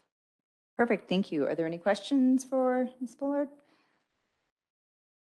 Councillor Gamana? Thank you. No, question, let me just, I think you ask a question from us for direction, right? So in my mind, I think the idea was, please correct me if I'm wrong in this, to actually, like you said, to give the opportunity for students in our community who's going to a post-secondary education institution that they can have a lower rate, so we can attract more students to come here or to stay in our community as well, right? So I think it should, hope, you know, in my mind, it should stay very generic. So it's up to your discretion to address that, right? So in that way, so any post-secondary institution that they are taking, I think we should open it up to them, in my mind. Mr. Osmond? So I think in the absence of any other contemplation in the motion, I think what we have on the table today as a recommendation captures that. So I think our test would be if you're registered for post-secondary education and living in the community or region, then you'd be eligible for the program. So that would mean whether they're registered in any post-secondary in Drayton Valley or if they're going to U of A or McEwen in the city, right? As long as they're a resident? That's what, yeah. And I know like with our criteria for education, if they're taking courses, they're not eligible, right? So I mean, I'm just trying to think so that they wouldn't be registered as a student because they're just taking kind of courses. So they'd have to be registered as a student at a post-secondary, would be the same in a program or certificate of diploma or something, rather than just taking a one-off, right? Okay. So they'd have like the student ID card that says, yeah. Yep. Yeah. Yep. Yeah, yeah. Yeah. Councillor Evans? Yeah, that's what I pictured was a full-time student Yep. as opposed to somebody, yeah, just taking the odd course or whatever. Those are the kids I think we want, well, they're not always kids, but those are the folks we want to, I think, help out. Yeah, and exactly. They're not always kids. So just trying to think 19 and over, right? So you could be a mature learner, right? There's nothing in here that says that you can't be. Right, yeah. We don't want to exclude anybody because sometimes people are starting their lives over, and especially with the recession and things, people have had to go back and reinvent themselves. So I would think it'd be good if you live in our community and you're a full-time student. It's a great way to help people out and it's a good program. For sure. So our healthcare aid program that's running, is it considered a full-time? It's 3 or 4. It's an 8-month program, so they would be eligible. Yeah, so it wouldn't be full-time. It would be a certificate or diploma or, I'm just wondering if you have to change the wording, right? Or if it's enrolled in a post-secondary certificate or diploma program. Right. With a post-secondary, yeah. Both So if- private and public. Yeah. It would work. So the recommendation that we have is that we include a post-secondary student category, and that we amend the fee bylaw. So, yeah, we can certainly make sure that that's captured, that if you're a registered student, then you're eligible. Yeah, in a program, certificate, diploma, or whatever that is. Yeah, for sure. Are there any other questions? Deputy Mayor McGee? So is that, you came with a question. Have you left with an answer? You betcha. A big yeah. Yes. We are in support. We want to definitely celebrate, yeah. And then our rates too, they're in comparison with other competitors in the community kind of thing? Is that how? Well, not with Anytime Fitness because they're kind of a different entity. We try not to. We're more of a inclusion where everybody, we make our rates so that we're very comparable to all lifestyles, where Anytime tends to be more of an adult environment, 24-hour. We tend to do more of like a YMCA program at our facility where we have children, we have 12 and up, we have different programming and such. So it's very appropriate, our pricing, and it's very comparable to every other municipality. Perfect. So, yeah. Perfect. Thank you for that. Is there a council that would like to make a motion? Councillor Cabana? Thank you. I would like to make a motion that administration to add post-secondary student category to the student senior category for recreation facility fees effective immediately, and further that the fees policy be amended accordingly. Thank you. Perfect. Thank you very much for that. Are there any comments, question, or debate on the motion? None. Then there is a motion on the table. I'll ask all in favor. That is carried. Thank you very much. Great. Thanks, guys. We will move on to 8.8, our economic development strategic planning process. Mr. Osmond.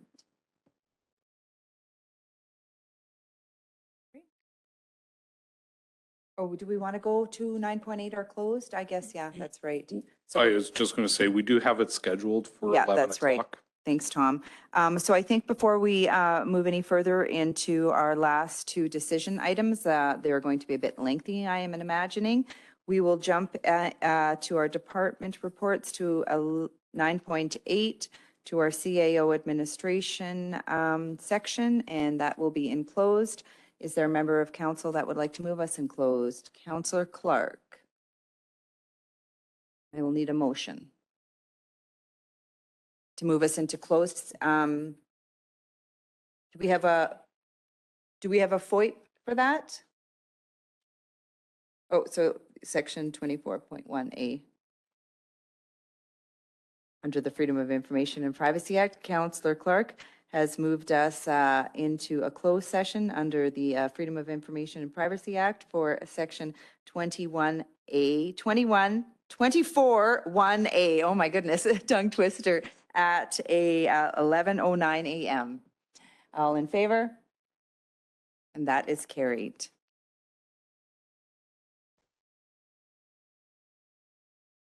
Meeting to order back at, I just have to, 1:06 p.m.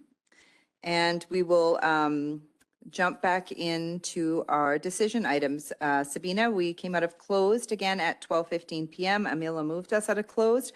And I guess before we jump into the decision items, we do have three motions that we need to make. So I guess the first motion would be in regards to a healthcare attraction package. Is there a member of council that would like to make that motion?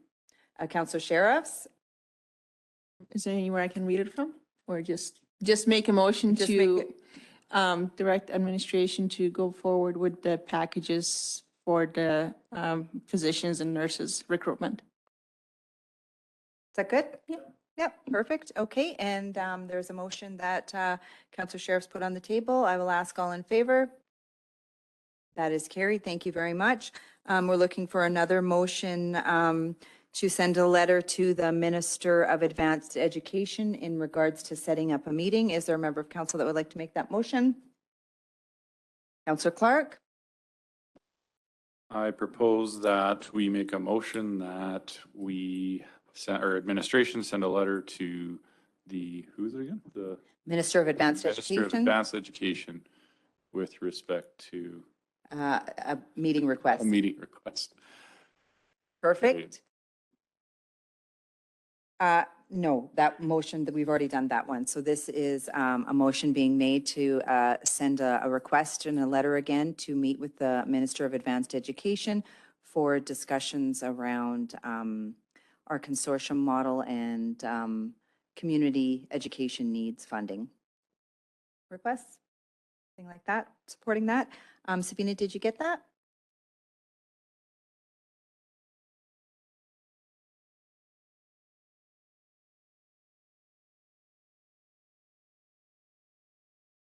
Yes, please. Yes, thank you very much for that. Good. Okay, perfect. All in favor? Okay, that is carried. And then we need another motion for, there was a discussion around free rental space for nonprofit groups at the curling rink. Just the curling rink? Okay, Councillor Ballas, would you like to make that motion? I move that effective immediately, this curling rink lounge meeting room be provided to all nonprofit groups free of charge, and that the fee schedule be adjusted accordingly. Wow, that was a wonderful motion. Thank you very much for that. All in favor? You get a gold star. Are you in favor, Amila? Okay, so that is carried. Yeah. Yeah, welcome to the Deputy Mayor Committee. That was a wonderful motion. Thank you very much for that. Okay, so those are all that we needed, right? Nothing else, Rob? Not from the closed session, no. Okay, perfect. So we will jump back into decision items. 8.8, our economic development strategic planning process. This is you, Mr. Osmond. Thank you very much. In conversation with council, administration had reached out to a series of economic development professionals that might have the ability to help us develop a economic development plan for the town. Some of the key priorities we had was that we were looking for them to be able to do it in a very accelerated fashion, while maintaining a connection with our economic development committee. So what I've proposed here, there were a couple of different options, but the one I selected, the consultant is suggesting that they would have a meeting with council and administration to scope out the process and understand kind of where council is and what they want to see. Then the consultant would have a meeting with the Economic Development Committee to give the committee the opportunity to provide feedback into the process and get that advice from the committee. And then a third meeting with council administration again to finalize the strategy behind economic development. In addition to those processes, administration is recommending that we also continue with our plan to have both council and the Economic Development Committee participate in some training offered by the Economic Developers of Alberta. They are an association focused on economic development, and they have training specifically for elected officials, as well as committees that are helping guide the process in the community. And then finally, a recommendation that administration develop a procedure bylaw that would include a regular planning and strategy meeting to give council the opportunity, once we have the economic development strategy in place, to sit down and have a frank conversation with administration about where we are in terms of progress against the strategic goals and the status of the open projects. So the recommendation captures all three, the consultant and the process, the training and the planning meeting. There are also alternatives listed there for council if council would like to suggest that we identify a facilitator that would have a different process, whether council would like to change the timing or delivery of the training, and finally, whether or not council would like to see that planning strategy meeting. Perfect. Thank you very much for that. Are there any questions for administration? Deputy Mayor McGee? Thinking about council direct administration to arrange a facilitator. Do we have a facilitator in mind, or are you RFP? So what we did was we went out and we contacted a series of consultants that have experience building economic development strategic plans for municipalities. Once they brought back to us their proposals, we added the time boundness to say, what can you deliver in 60 days? We did have 3 of the consultants we reached out to provided us with strategies that could be completed in 60 days. The one that administration is proposing we continue with is the one outlined in the program. Councillor Camana? Thank you. Just trying to understand, I guess, the direction and what we're trying to achieve from this. So we have an economic development team, which I believe consists of few individuals. And we had discussions about as a town where we would like the focus should be for economic development itself. So from having this move forward, what deliverables do you foresee coming out and then spending, it's $25,000 or $35,000, right? What are getting any tangible things? And then how do we continue implementing them? Thank you very much. To your question, I think there's 3 big pieces of deliverable we get out of this process. The first is that the facilitator that we bring in would be an expert in developing strategic plans and economic development. They will have had success in a number of other communities. The process will also engage both council and the Economic Development Committee. So I think council, in creating that advisory committee, brought together a group of experts in the business community to provide some advice about how to proceed. And I think it's important that we give the committee the opportunity to participate in this process and provide that advice. That's why we created the committee. And then the third deliverable is a written, long-range, priority-based strategic plan for economic development.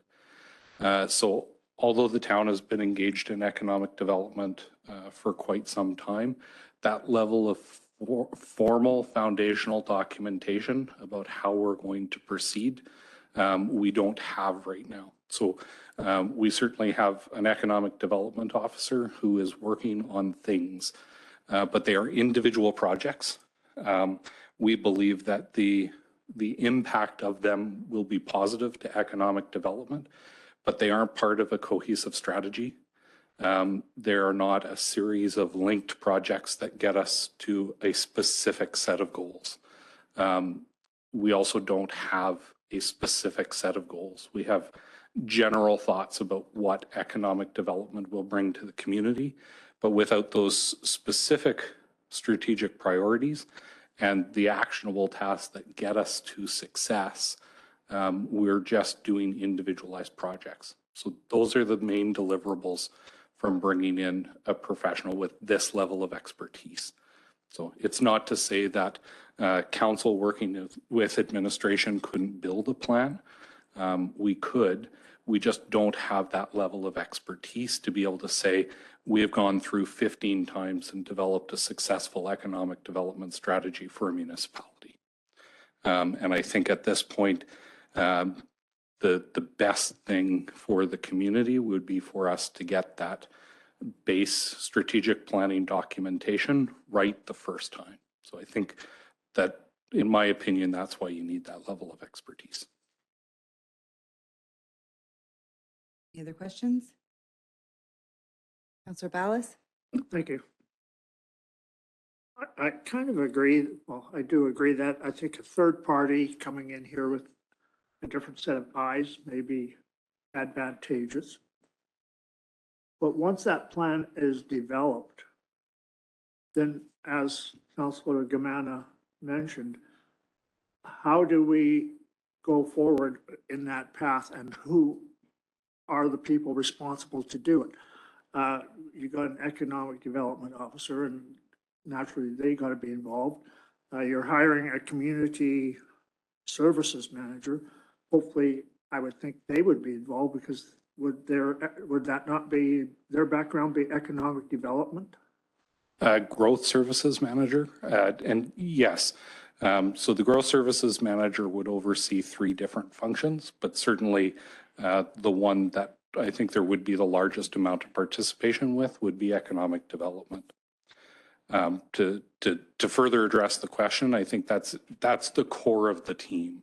The reality is that the economic development department exists within Growth Services, which is part of planning and development. And so there would also be resources available from the general manager, Ken Watt, and they participate in the organization. So as CAO, I would also participate.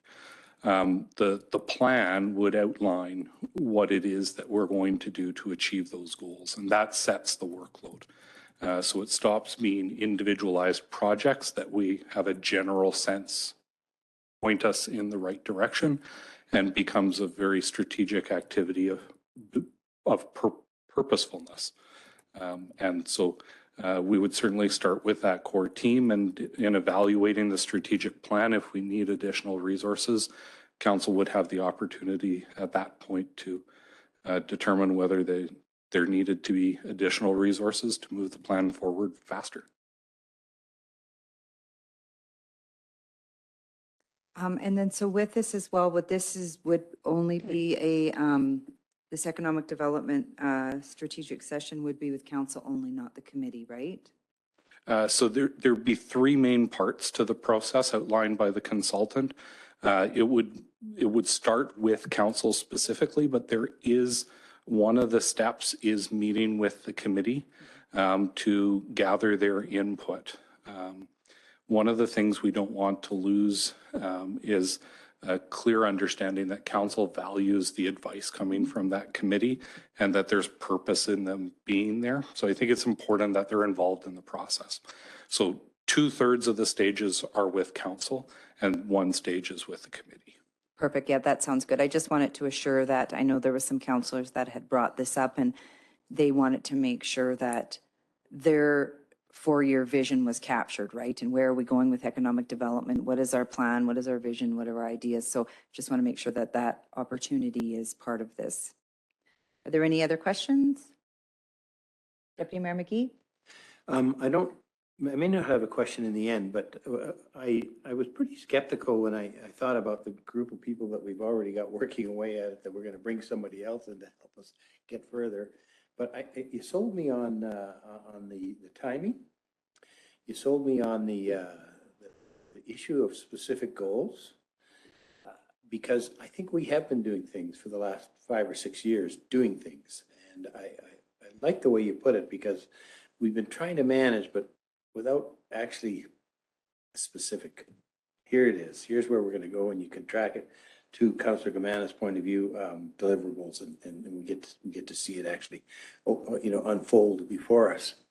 And so I don't have a question. I think the question is the motion goes forward, we get the facilitator, we get council in the room, and we get at this. And the deliverable is 6 weeks.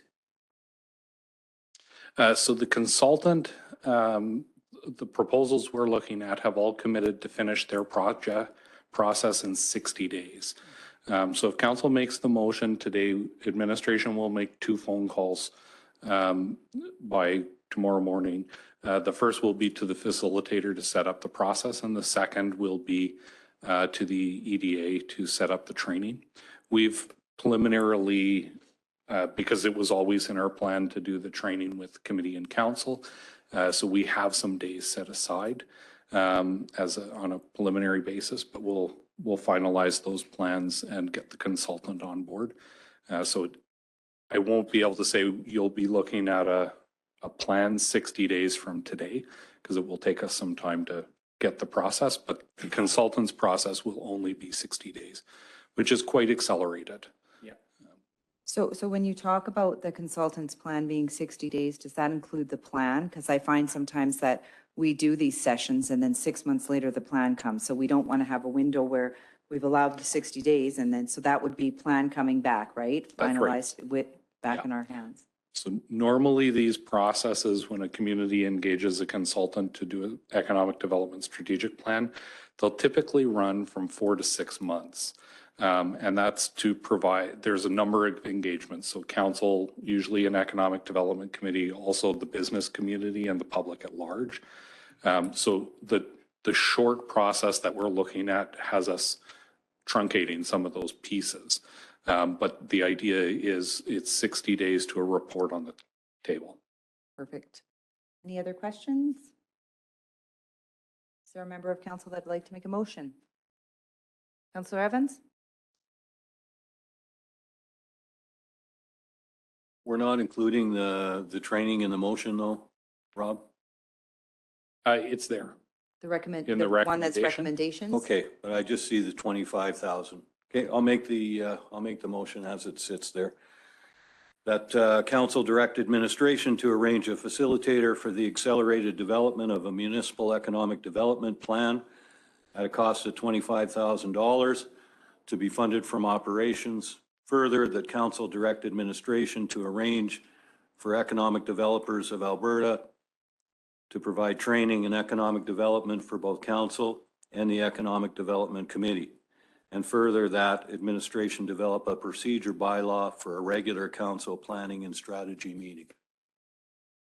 Wonderful. Thank you for that. Are there any comments, question, or debate on the motion? Councillor Ballas? Can you explain to me the procedure bylaw for regular council planning and strategy meetings? Yes, please. Yeah, so essentially meetings of council are in the MGA, they have to be governed by a procedural bylaw. So it's essentially a terms of reference for meetings of council. So we would, in a procedural bylaw, outline a regular council planning and strategy meeting. So it would be similar in nature to the kind of strategy planning meeting we have when we do strategic planning, where council is able to sit down with administration, work through specific pieces. We'll be able to do an update on the plan and what we're working on. And because there are components of economic development that can't be released to the public, we'll be able to talk about all of those things there. And if I could, on rereading the motion, I think maybe Councillor Evans, your question was about the funding for the training. That's already in the budget. That's why it's not identified in the motion. Okay, there is a motion on the table. I'll call all in favor. That is carried. Okay, moving along to 8.9, Council Strategic Plan and Corporate Business Plan Review. Mr. Osmond. All right, thank you, Council. So this item is a presentation of essentially the draft strategic plan of Council. So Council has seen these items before. The strategic plan items, the values and the strategic priorities are essentially unchanged since we saw them last time. The bulk of the presentation centers around the corporate strategy. So that begins on page 103 of your package. So each of the strategic priorities of council outlined in the item will be identified in this chart. And what happens is that underneath, so on this first page, we see sustainable infrastructure and planning. That was council's first strategic priority. So under there, administration has built a list of 18 projects that administration feels over the next several years we'll be able to obtain council's definition of success for sustainable infrastructure planning. So some highlights from there are the implementation of the asset management system, 50-year plans for transportation, utilities, fleet, and facilities, and some other projects. As you continue down on page 104, you can see strategic priority number 2, education and career opportunities. And again, administration has identified another 8 projects that they believe will advance us towards achieving the success against these strategic priorities. So the goal here today will be for council to provide some feedback, particularly whether there are any projects on the list that council feels that it's outside of where they see the priority.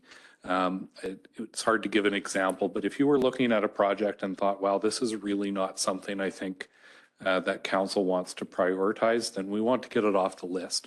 Because ultimately when council approves this corporate plan, the corporation is going to get to work actioning these projects over the next few years, and we don't want to burn time on items that council's not interested in pursuing. The other piece of feedback would be helpful to receive today is if there's any projects that council feels are missing from the document. So things that they feel are center to achieving success against any of these priorities that administration hasn't identified. Because again, the idea here is to get everything on the board so we can build a plan about timing and budget. As you go through the document, you'll notice that many of the items labeled 2022 for 2022 completion will indicate that they are currently included in the budget. That means that we have included them in our current year budget plan, and we are likely working or have completed those projects. Once we are have approved the plans in concept, administration will proceed with presentation copies, as well as preparing a report from council about projects identified in the plan that we might be able to add to the 2022 year. So recognizing that with the resources that we have in place and the funding available, there may be projects that we are able to move forward into the current year and complete them ahead of schedule. So the plan covers 2022 to 2025. So it's essentially the term of council. In the fall, council will have a strategic planning review session where we'll sit down and we'll review the strategic priorities, the values, the progress we've made against all those priorities. So we'll be able to show council what we've completed and what progress we've made against those goals. And then council will be able to reevaluate whether there's a need to reassess the priorities or identify new projects or that type of thing. So if there's any feedback, I'd certainly like to have it. My goal today is that council would provide with a motion that administration can proceed either as presented or with amendments to a presentation value, and the organization will get to work on the corporate plan. Great, thank you very much for that. Are there any questions for administration? Councillor Ballas? Thank you. Well, number one, I think we're looking at two different things here, strategic planning and corporate business plan. And I think they should be separated, in my opinion, because this is quite an extensive list of projects and which fits more into the corporate planning type thing versus the strategic planning, which, you know, I think a strategic plan should have a vision, should have a mission statement, and just a broad statement of where you want to go strategically. And then your corporate plan fills that in but I think it should be separate from your strategic plan, in my opinion.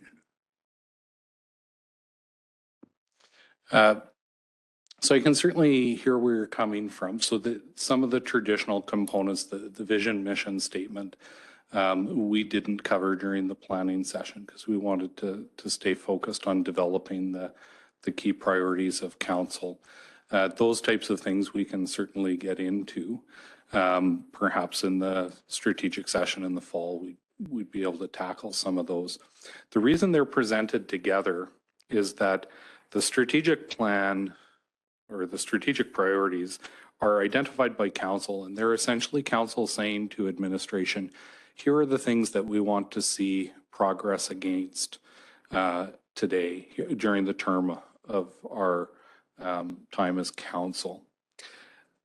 Those in themselves clearly identify for administration what council wants to see happen. The practical part of that is how it's actioned. And that's why the corporate plan is presented in conjunction with those goals. So council has said, these are our priorities, and administration has gone away and come back and said, okay, based on those priorities, we believe this is how you make success. We do need council to sign off because obviously we can't just start working on projects that council hasn't okayed us to move forward.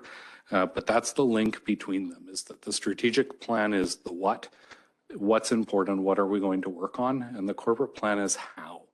And without each other, they don't mean a ton. The corporate plan has to be developed based on the priorities of council, otherwise it doesn't mean anything. And the priorities of council as standalone are simply, this is what we'd like to see. There's nothing to action on its own. So we present them together like this.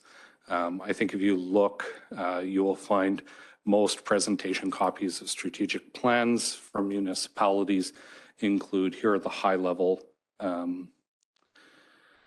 priorities that council has, and here are some of the projects that we intend to move forward with to action those projects. They're normally presented together.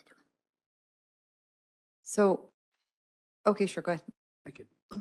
Okay, my question is this then. You want council to make a motion to go ahead with these projects, but these are budgetary projects which would either come under capital or operation. So I'm not sure how committed is this plan going to be to automatically say, oh, we've already agreed to this, so now it automatically becomes a budget item and it's going to be included?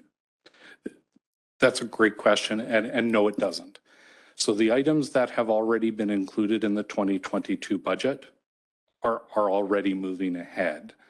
Anything that isn't approved in the budget is at this point just an item on the corporate business plan. It has to be approved by council before it can move forward.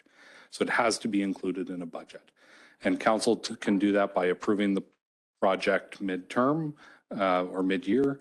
It can also do that by approving them in the annual budget. So as you go through, you'll see a number of them are identified as will be proposed in the 2023 or 24 operating budgets. But essentially, no, the approval that council provides here is that we'll move forward with a presentation version and that these form the projects of the corporate plan, but none of them are approved to move forward until they have a budget approved by council. So for me, I think that you did a great job and I appreciate all the work, but I'm kind of with Councillor Ballas on, you know, how extensive it is and whether they should be together. Like, I'm just trying to understand if that, and maybe it's because traditionally we had the strategic planning session and we had the goal, we had the vision, and I think this is very extensive. I just don't feel, I don't know what it is. It just seems like it should be separate to me as well. Like, I just think that there's a lot here, and a lot of it, I think it's great to see it all, but I'm just struggling a little bit with it maybe as well. Yeah. I don't know. Councillor Evans, I'll go to you. Yeah, I think there's a lot here.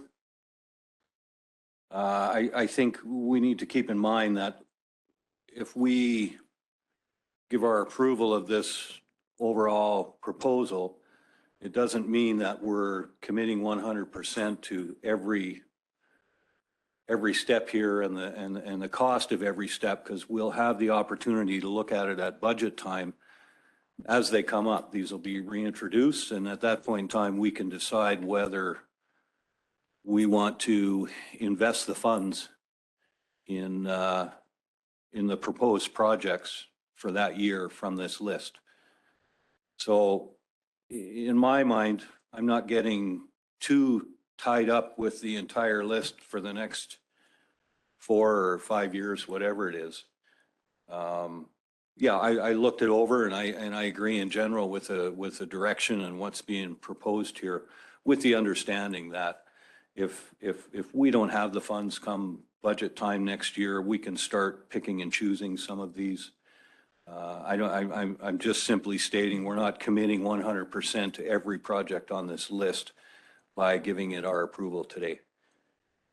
And secondly, one thing that I don't see in here is, we have under local programs for vulnerable populations, a few good things, but we're going to be dealing with a warming center, some sort of shelter for the homeless once it starts getting cold again this fall.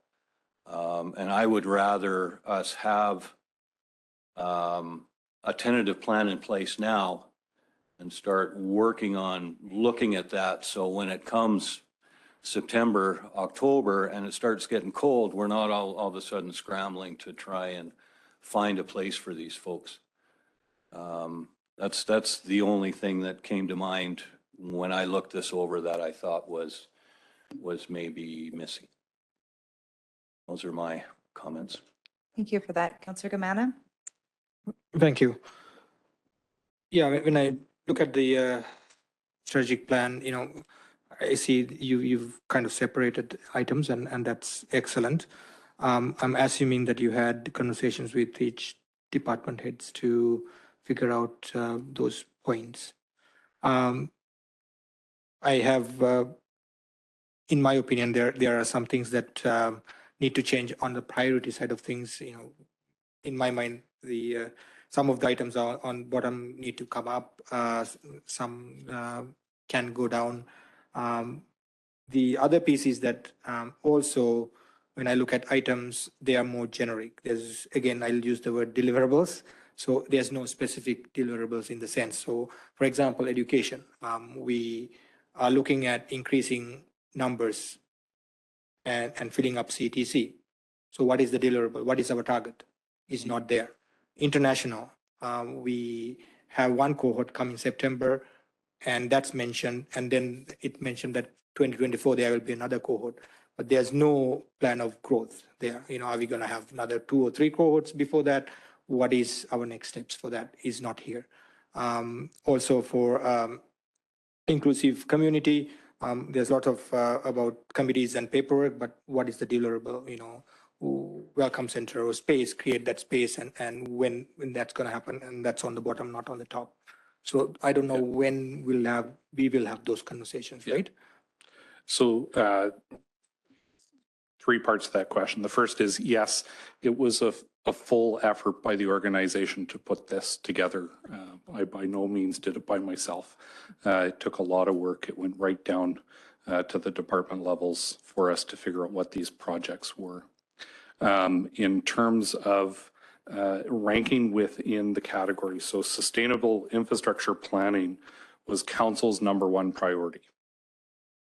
The numbers that you see in there, 1.01, 1.02, those are not ranked. Those are just projects as they sit in there.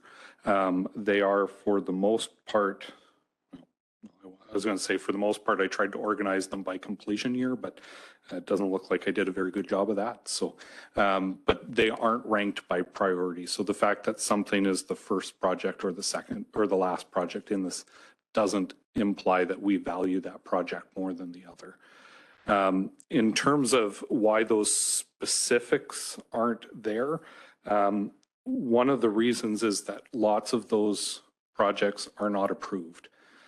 So we wanted to be able to say, yeah, we think that adding second cohorts, increasing our ability to maybe have 2 concurrent cohorts in the education of international students, we think that's an admirable goal.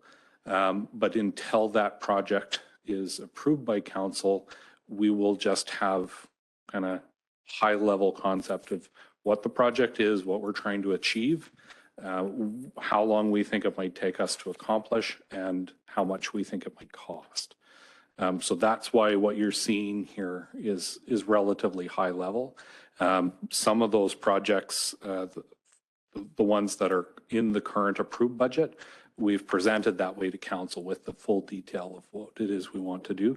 For the projects in the 2023 budget, we didn't put the full work into developing them because council hasn't approved them yet.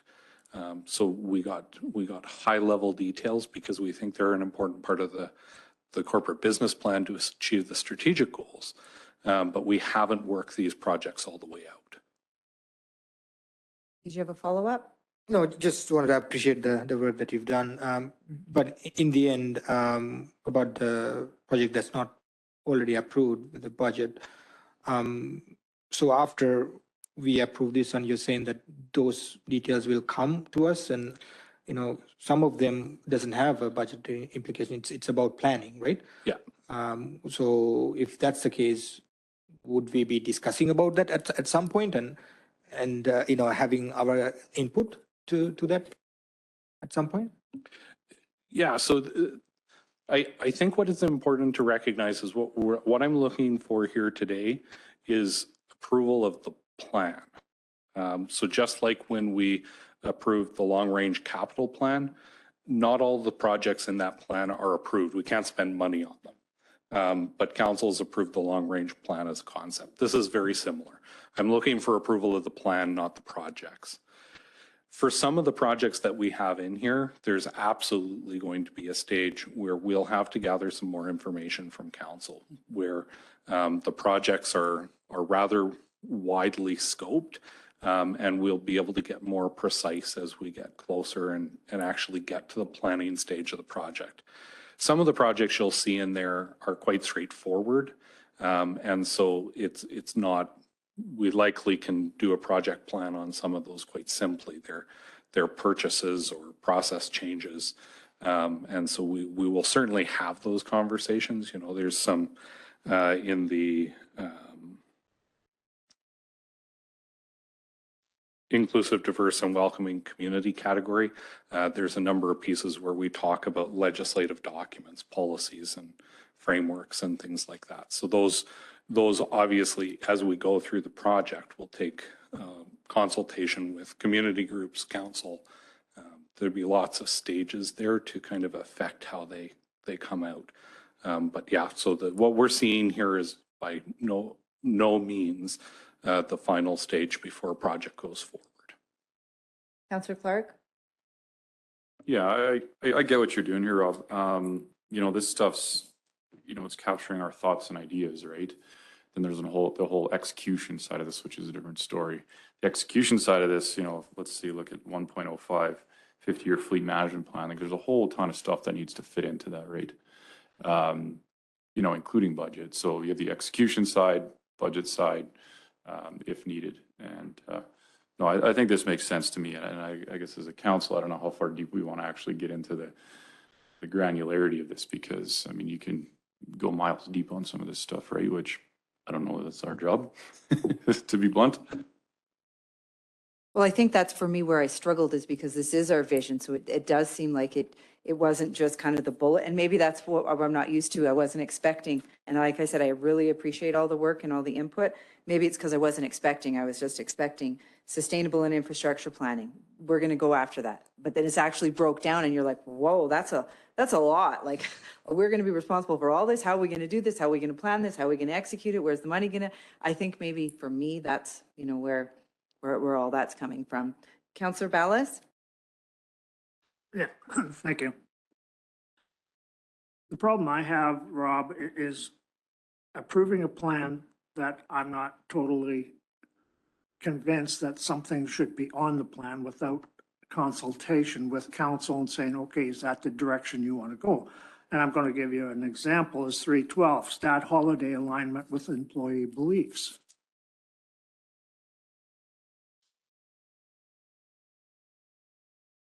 So to me, then that I don't know how you're going to monitor that or, you know, how do you make it into a policy or do we want to make it into a policy? Without consultation, without having council input on this. There's a lot of good things here, yes.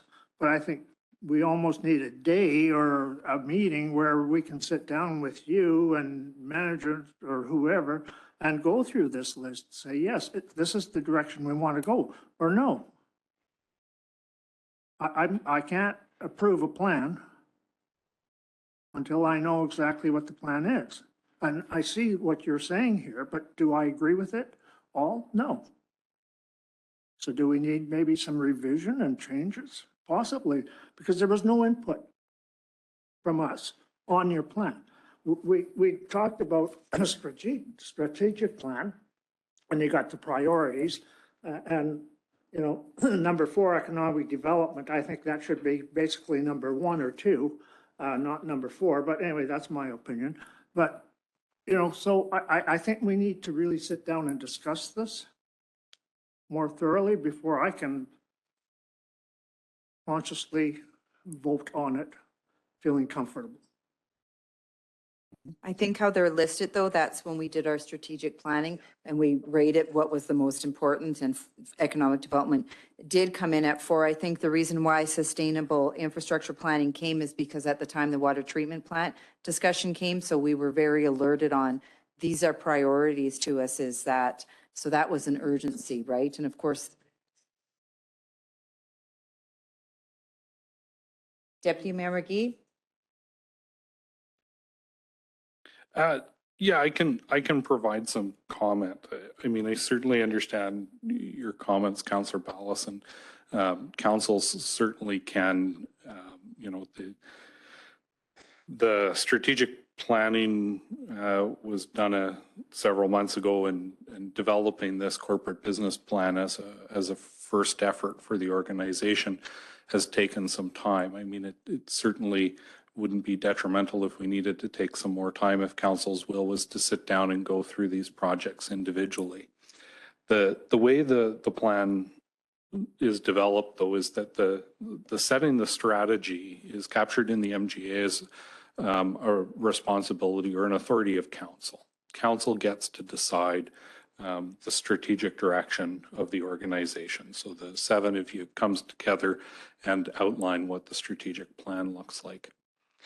How the plan is actioned is an administrative activity. And so we sat down and said, look, we believe these things accomplish our goals. Now, like I started, if there's specific pieces in here that council doesn't feel should be there, then if council doesn't want them in the plan, then council has every right to remove them.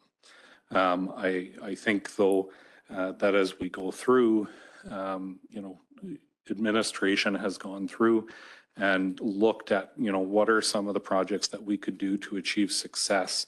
And some of those projects, I mean, the identifying that some of the stat holidays in Canada are attached to religious holidays not shared by the entire organization.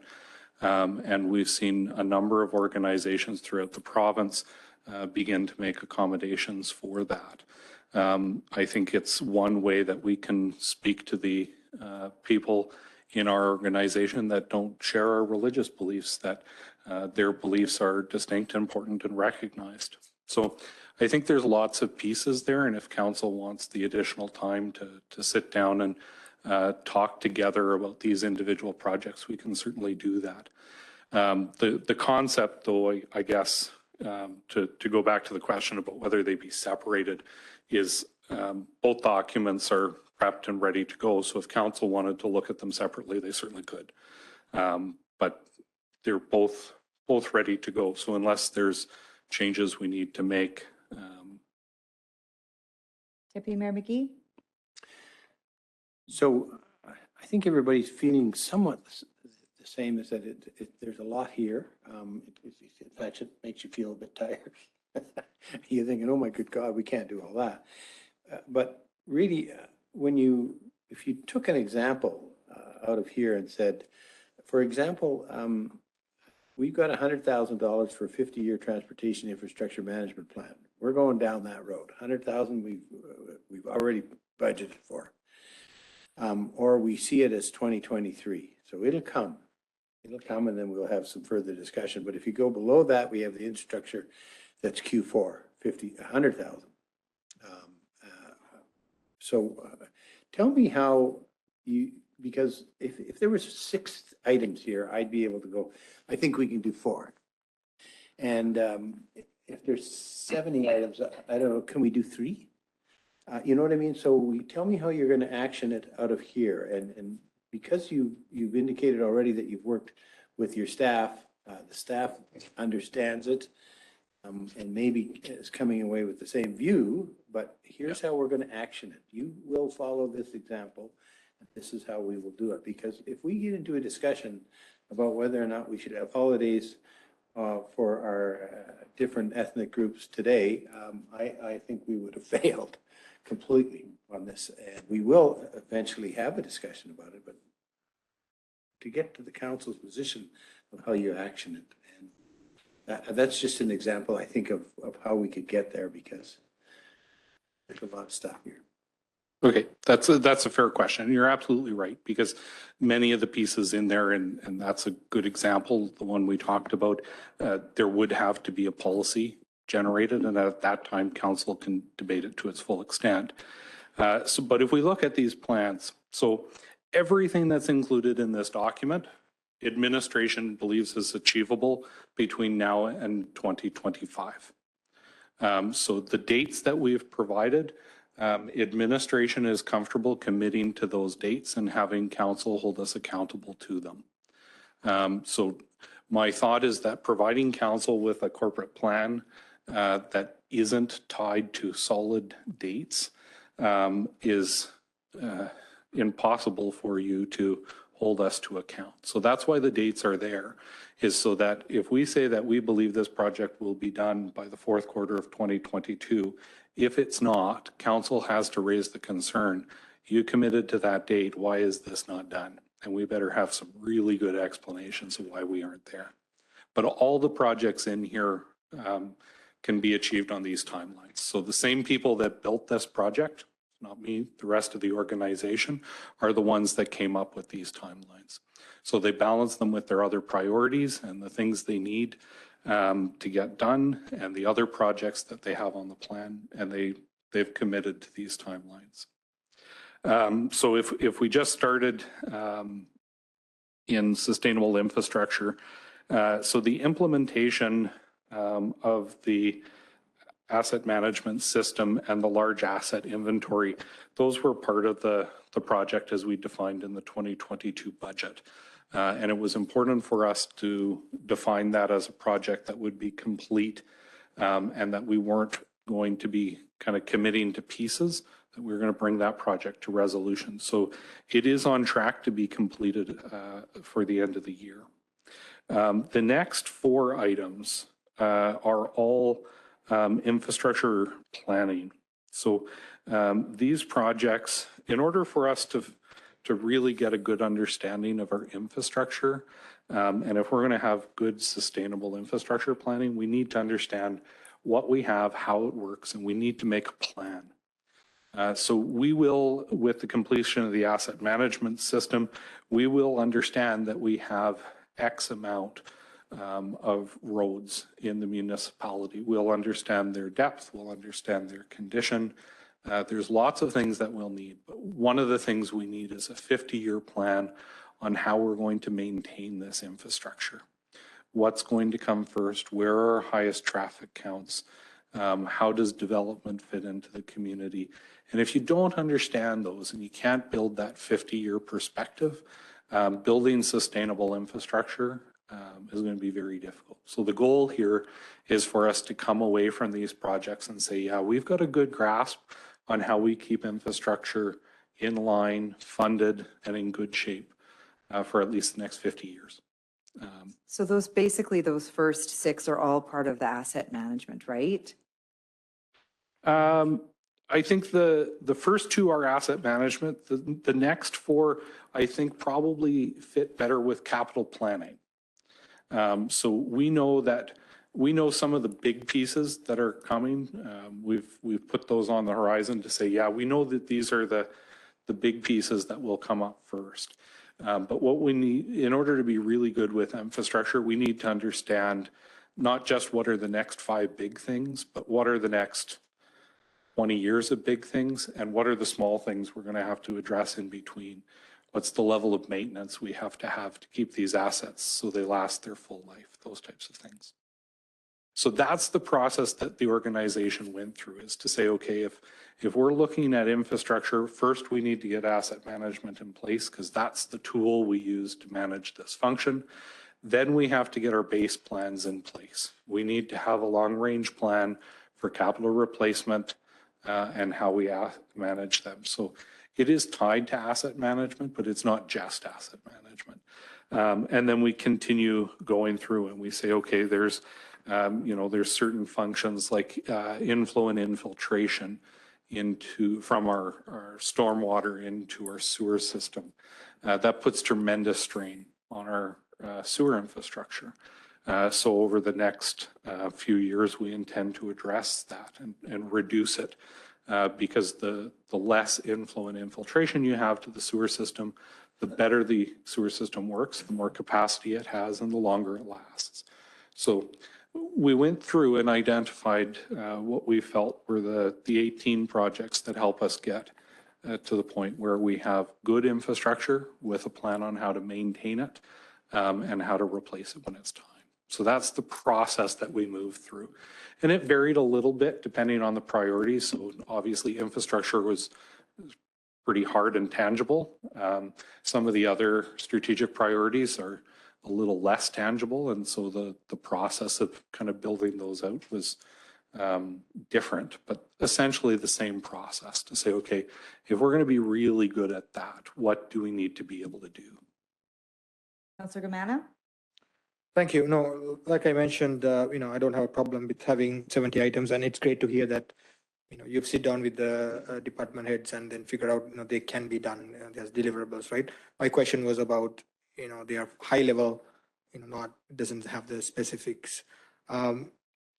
Regarding the stat holiday alignment, because it has been a discussion, this has been done. This has been done on provincial level. So I don't know why we can't do it here, and it's a administrative matter. I don't think it's a matter that we need to discuss.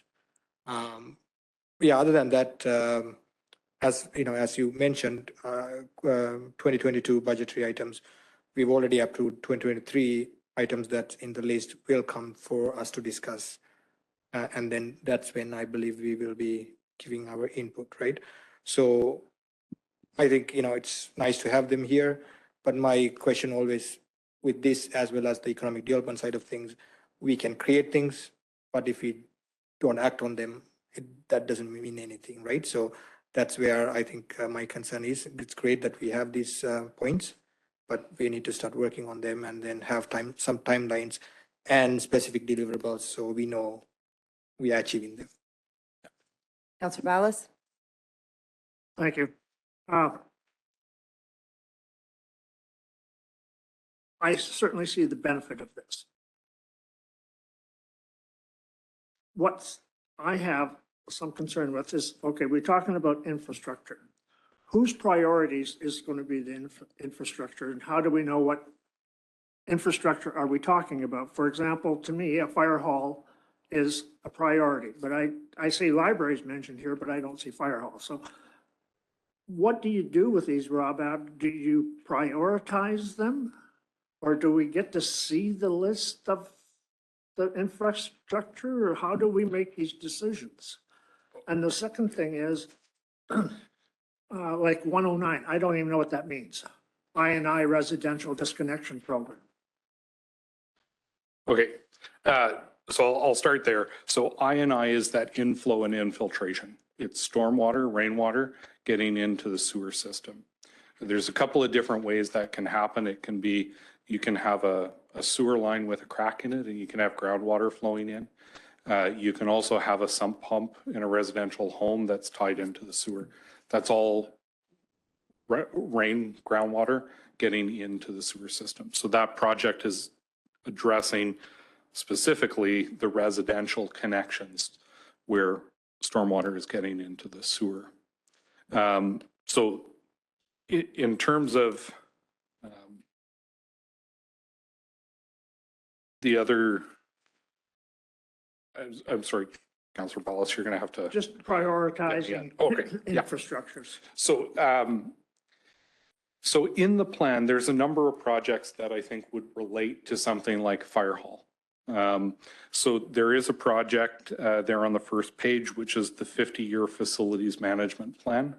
Later on in the report, there's a priority about maximizing usage and revenue from municipal facilities. So the actual replacement of the fire hall will be a capital project, and it's not addressed here because the idea of developing sustainable infrastructure processes in the organization was what was being dealt with, not necessarily what purchases we'd make and when, because those are captured in our long-range capital plan. And one of the things we might need to look at is that our capital plan may not be long-range enough if it's not identifying kind of all the things that council wants to see on it. But the goal here was to identify the processes, the changes that we make to get us really good at infrastructure. And once we have a 50-year facilities management plan, it becomes much easier for us to build a capital plan to address needs like a fire hall and a library and the next civic center when we have those long-range plans in place. Councillor Evans? Yeah, I agree. The specifics will come out in these various plans. What the intention is here is to give this council and future councils a good overall look at where our infrastructure is, what kind of shape it's in, where we're going to have to spend money, what's being worn out, what needs to be expanded, such as the fire hall. And all that stuff will be listed in these studies. So what we'll have is a reference for administration and our council and future councils when we're building our budgets moving forward. Getting into the fine details over these is going to bog us down and do us no good. This is high level stuff that encompasses pretty much everything we own or operate. And where it's at now, how long it's going to last, and when we're going to have to replace it or refurbish it, whatever the case may be. So I guess all I'm saying is if we want to break down every little, should we have another outhouse in the park in 3 years? That's not what this is all about. This is about giving us a big picture of where we're at, where we're going to, what it's going to cost. Especially the infrastructure to me, is, as you all know, very important to me. Simply because we just have way too many unknowns right now. We don't know how old the pipe is, what it's made of, how long it should last, how long it's going to last. This answers those questions. So when we're building our budgets in the future and those pieces come to council, they can say, oh yeah, that was identified in the infrastructure study, the facility study. They can say the facility study said we need to expand the fire hall. Here's what it's going to cost. Do we want to do it this year? Can we wait another year? So I just think we shouldn't be getting too down deep into this thing because These are all high-level projects that are just going to give us a roadmap or a reference moving forward for 50 years. They're long-term. Thank you. I think you're right for a reference. I think we're kind of wanting to ensure that we're not agreeing to 70 projects or overwhelming amount of work for the next 4 years, right? I think that's what we're trying to get to, right? So, but I appreciate it. I think that's exactly what it is. It's a reference, and administration has heard that these are our priorities. And in order to reach these are the things that we feel can get us to where we need to be. We're not committing to them, right? They're just kind of resources and a checklist for us to kind of work through. So let's just kind of fast forward to budget in the fall now. Are we going to be using this as, or is it going to be up to the departments that put this on here now to bring ahead and go, okay, well, you know, we have a 50-year transportation infrastructure management plan that we feel in order to meet this would be a good time to incorporate it. And that's when it'll come kind of thing? Is that how it'll work? That's right. So essentially, my team has committed that they can do these things. And so once the corporate plan is approved, I'll give it back to them and say, okay, this is your work plan. You have to deliver these to me so that I can deliver them back to council. And so when it comes to budget time, if they have something that needs to be approved, they'll bring it to council. At that time, so looking at those, we've got 2 of the plans, 50-year plans in 23 and 2 of them or 3 of them in 23. If council then takes a look at them and says, look, we hear you, these 50-year plans are a big piece of us making sure we can do infrastructure right, but we can't do all 3. Yeah. Then that's okay, because council ultimately has control of these projects. So if council says, look, we'll give you 1, then we'll advance on 1. We'll bump those out to future years and we'll rebalance the plan. But essentially, council still retains the ability to say, yeah, we want to do that. No, we don't want to do that.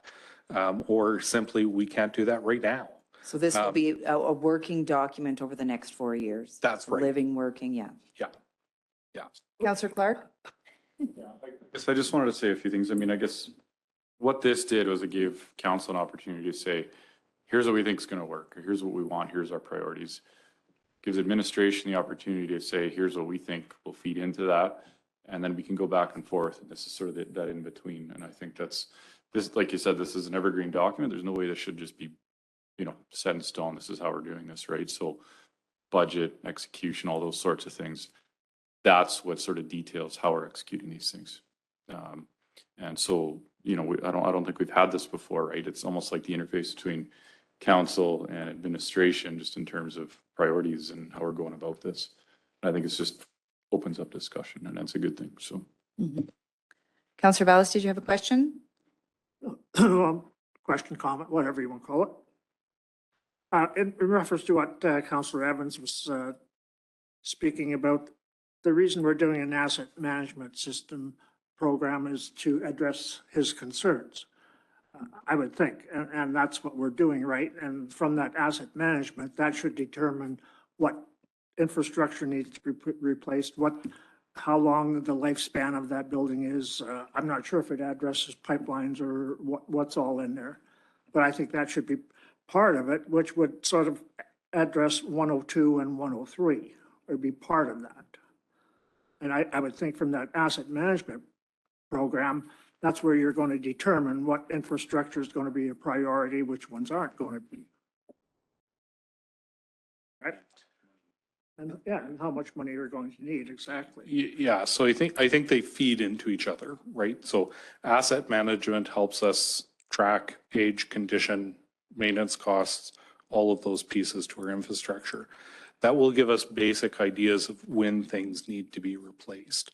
But we'll also need long-range studies to help us figure out, okay, so in 40 years, if we assume a certain kind of growth, what does the municipality need? Because presumably we can't simply redeliver on all the infrastructure we have. It will change over time. And so they all form part of that decision-making process.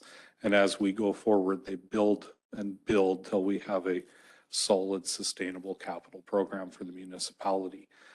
Because it's not just for access to grant funding. It's not just for, meeting those kind of urgent needs in the capital plan. Ultimately, we want all of our infrastructure to be in great shape all the time, and to have the best financial plan available to us. So all of those things feed into that. Deputy Mayor McGee? So maybe where we got off on the wrong foot is that out of this document today, what do you want out of here? And what would you like to add?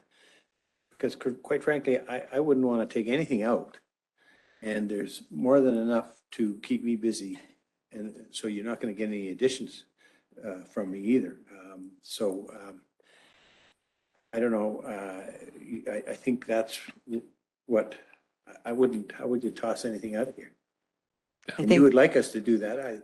That's what you asked, but. I did put another option on the table, which was approve it as it's presented.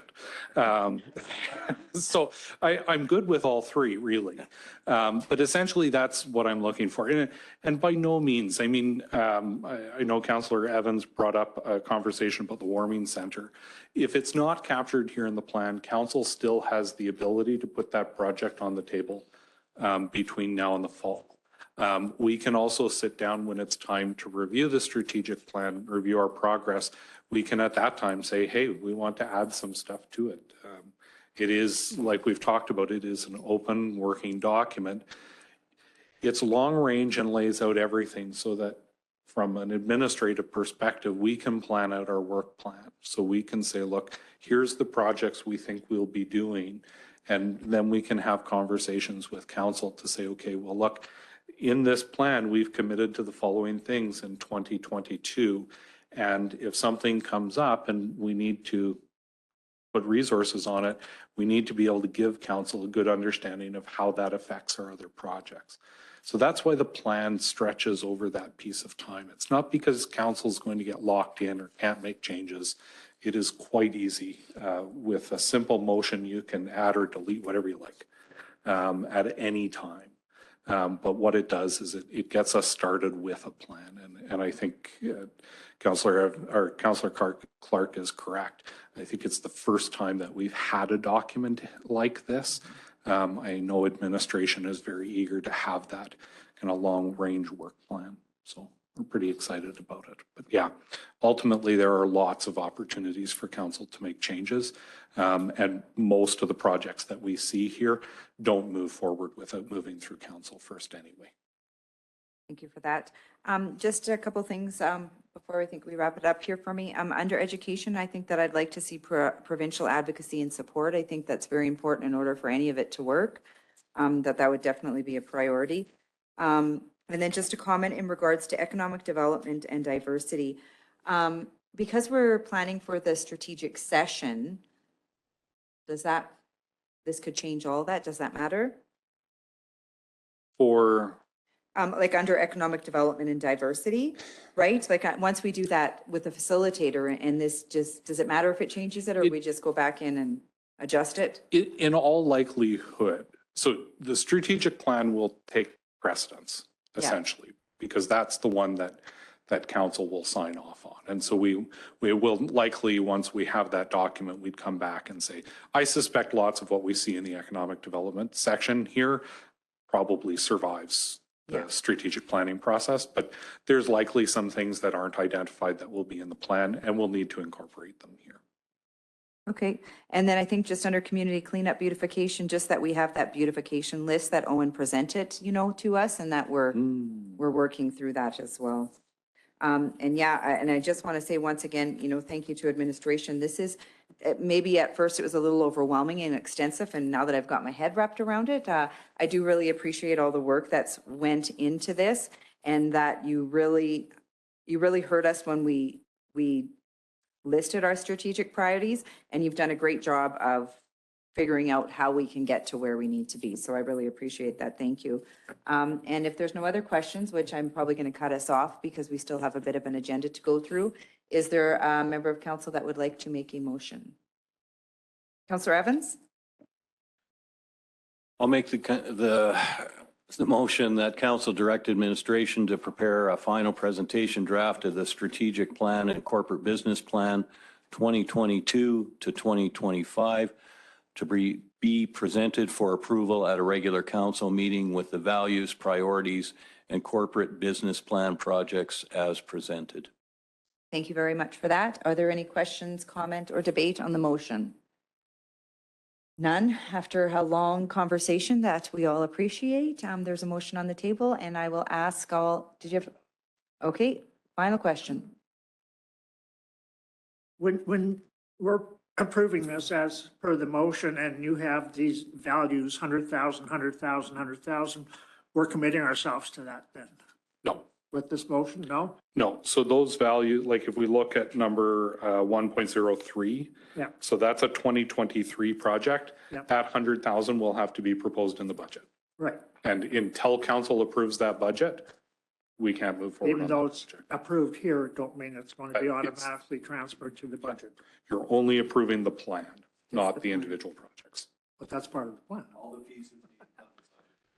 Yeah. No, and the values, Bill, are right here, like accountability, responsibility, celebrating, That's not the values I'm talking about.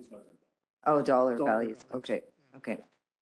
Okay, yeah, I think that, just to clarify that this is a working, living document that over the next 4 years, we will be incorporating into budget discussions. We will be adding, we will be adjusting or taking, or we'll be seeing if we can meet. We'll be trying to meet our strategic priorities and trying to achieve everything that's on our list through this document. There is a motion on the table. I will ask all in favor. That is carried. Thank you very much for that. Okay. That is all of our decision items. That brings us to the end. So moving into our department reports. Maybe what I'll do is just call a 5-minute break before we jump into our department reports. Sorry, just because I need a 5-minute break, okay? And you don't need to know anything. You don't need to know why. At 2:28 PM, and we do have residents and people online, so we will jump right into our department reports. So first off is our Planning and Development Department report. Mr. White. Come on down. That's the cue. I was expecting music this week. Nathan, Price is Right music? Maybe next week, maybe next time? Okay. Good afternoon. Good afternoon. A couple items I just wanted to talk about. The manufactured homes, architectural controls. Delayed them a month. The park owners want to meet with me one last time just to talk some additional thoughts and things.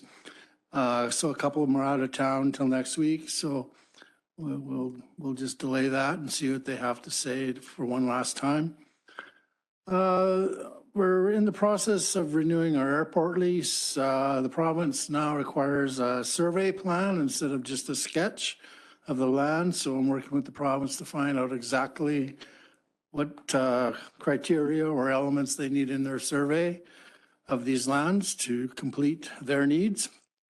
I'm awaiting their reply to my inquiry. And we've just some development updates. We've got some new airport leases. Of course, we initiated a new rezoning bylaw, endorsing a subdivision, and we're in the process of writing a new land use district in the Brazeau County Land Use Bylaw for the airport, because presently it's under all of the leases are under, they're regulating it under their agricultural district, which really doesn't fit. And so we're trying to develop something that'd be a more appropriate district. So that's really the highlights. Thank you very much for that. Are there any questions for Ken? Deputy Mayor McGee. I thought Councillor Clark had a really valuable question that I think might have got overlooked a little bit, and it was about a particular house. And it's a particular house along Poplar Ridge Road. So you've got, I think there's about 7 or 8 residents up there, and you've got service rigs, and you got trucking companies, you got all kinds of things up there, but you have houses. who right now, by the map, show that they're semi-commercial or light industrial or whatever the map says. And if I go to sell the house, I'm going to need, maybe I'm a bit shocked that I'm being charged residential taxes, but I'm in a light industrial area. So while we're doing that cleanup, we should have a look at that, because I don't know what, I think as Councillor Clark mentioned, how you connect the dot between I'm being charged residential taxes, but I'm in light industrial, how those actually fit. It's just an interesting point, and I thought he did a good job. Yeah, well, we'll look at the aspects of that. I did have a quick look at it. It is districted commercial. In some cases, that would be a desirable districting for that area, because you're trying to convert those lands into commercial industrial lands. And so you're redeveloping, encouraging the residential uses to move out. So, but what's going on with the taxes and stuff, I'm not sure. We can check into that. Good, thanks.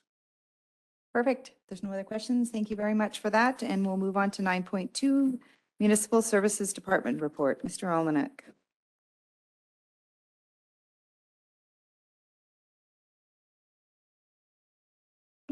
Good afternoon, Council. Good afternoon. So I'll just go through this briefly because there has been some changes since I inputted this in iCompass. For utilities, hydrant flushing is underway. Utilities is looking at bringing in-house training for minor hydrant repairs to help reduce annual costs. The last set of school tours happened on May 26, 2022. All the teachers and students were very appreciative of that tour, so that went off without a hitch. It went quite well. Bypass for lagoons 4 and 5 have been completed. Draining of cells 4 and 5 is currently underway as per our federal and provincial approvals. We've got about 2 meters left of water in cell 5. So we're slated to do the cell 5 berm repair starting July 7th, as long as the monsoon season quits here shortly. Cell number 1 RFQ was awarded, and the project should begin in July for the desludging of cell 1. That was part of council's approval for the 2022 budget. For public works, so the line painting has started.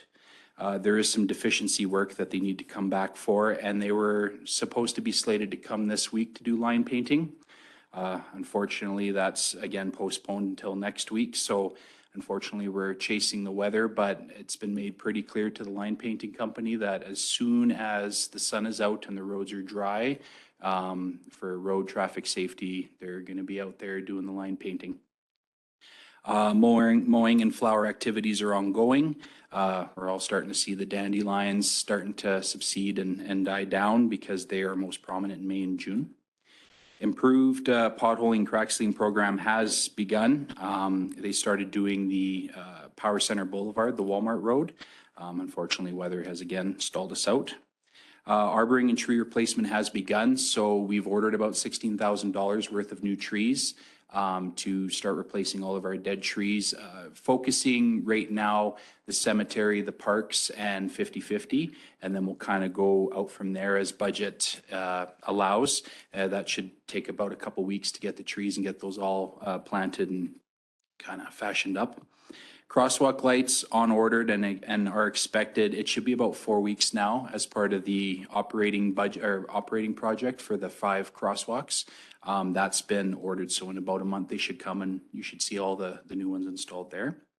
The green space in Northview Crescent, it was repaired with sod.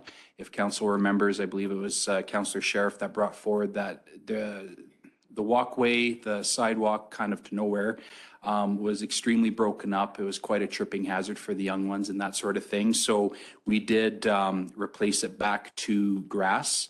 To much everybody's pleasure. They were quite happy with that one, all of the nearby residents. For facilities maintenance, if council notices on 51st Street, all those lights are up. They look quite well and the bypass is in place. So for the street party, which I believe is next Friday, we're going to force the bypass on. So it should be on without a hitch and should look pretty good and be on even before it's dark. Northview Gardens signs and pillars have been rehabilitated. I took a drive through there. They actually look quite nice.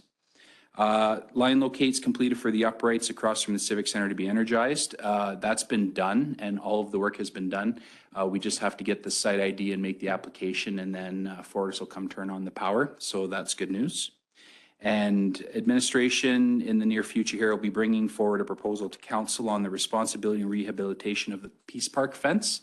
For those of you that know where Peace Park is, it's quite an extensive fence that the town built all those years back. Some of it's been in disrepair, so there kind of seems to be a bit of a obstruction there on how we move forward. We taking care of it in perpetuity? You know, did the homeowners help? So that'll be coming to council in July month with a cost estimate for chain link and to replace in situ as it is. And then we'll let kind of council direct administration on how you'd like us to proceed on that. Does council have any questions? Perfect. Thank you very much for that. Crosswalks, remind us again where they're going, the 5? So one of them's going by Scotty's Esso, crossing 50th Street there, where there's the wheelchair ramp. So where Pleasant View is, or Down by Scotty's, down or south, down further? Okay. closer to the derricks, right? Okay, yeah. On 44th Street, where a lot of the kids walk from like the high school St. Anthony's to the bus hub, that crossover Oh, there. Perfect, yeah. On 43rd Street, where the new school's being built, where there's that temporary crosswalk area, we're going to make that permanent because so that'll make that a bit more safer. 48th Street by the ECDC, because I've gotten several requests over safety concerns over there, so we'll put one there. And then the final one will be by Tirecraft on 50th Ave, going north and south.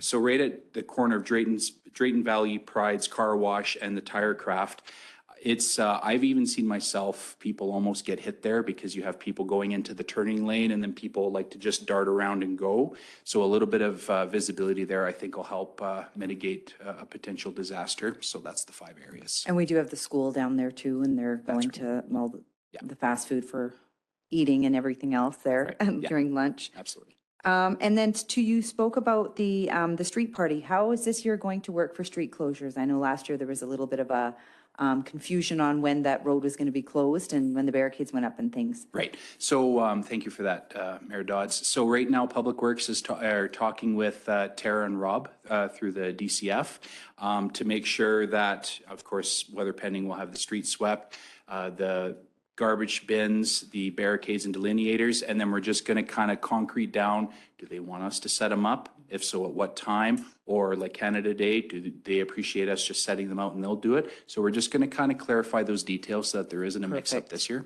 Perfect, good. Any other questions? Councillor Ballas. Thank you. Left turns into 7-Eleven and Fast Gas as you're going south Okay. creates issues because they're blocking traffic, number one. They also pull over into the turning lane that you're supposed to be in if you're going to turn left as you're going north. Is there a way, because I've seen traffic stalled, congested there, because somebody's sitting there trying to get into 7-Eleven. People are coming north. I don't know, Tom, is there a concern from?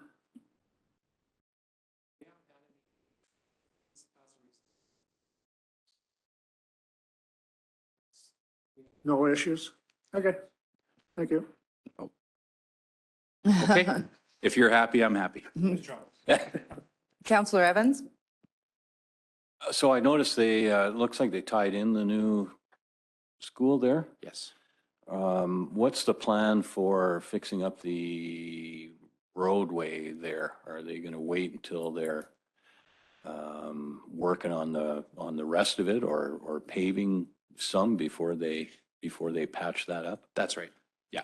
So it is, thank you, Councillor Evans. So it is our expectation on them that if they are going to wait to do the patch when they do their parking lot, that as the gravel settles, that they're going to be sitting there continuously dressing it up. The superintendent there for Crawford Construction, they're actually very good to work with. So it's just simple reminders, but if there's any problems, just please let me know and I'll follow up with them for sure. Okay, that was my main concern, that with all this rain and everything, we're going to be affecting the road base under there. And they got to keep shedding that water and not letting it go into our road base. Yeah, Thank you. absolutely. Deputy Mayor McGee? The line locates completed for uprights across from the Civic Center to be energized. Are we energizing them for the Christmas season or for whole season? Just remind me of what we're. It's all the time. It'll be active year round. Just because we find that there's a lot of missed opportunities utilizing that space, just because we have these uprights, we have these plug-ins. Council has the desire to do a bit of town beautification. Sometimes we're hinged a bit on power availability. So as part of Capital Project 417, that was kind of one of the scopes of that work. So yeah, absolutely. Thank you. Perfect. Thank you very much. I think what we'll do is we'll move to 9.7 communications. Ms. Stone has to be getting to our community open house soon, so we will jump to her. Do you have to go too? Okay, well, you'll be next. Sorry, are you going too? Are you really?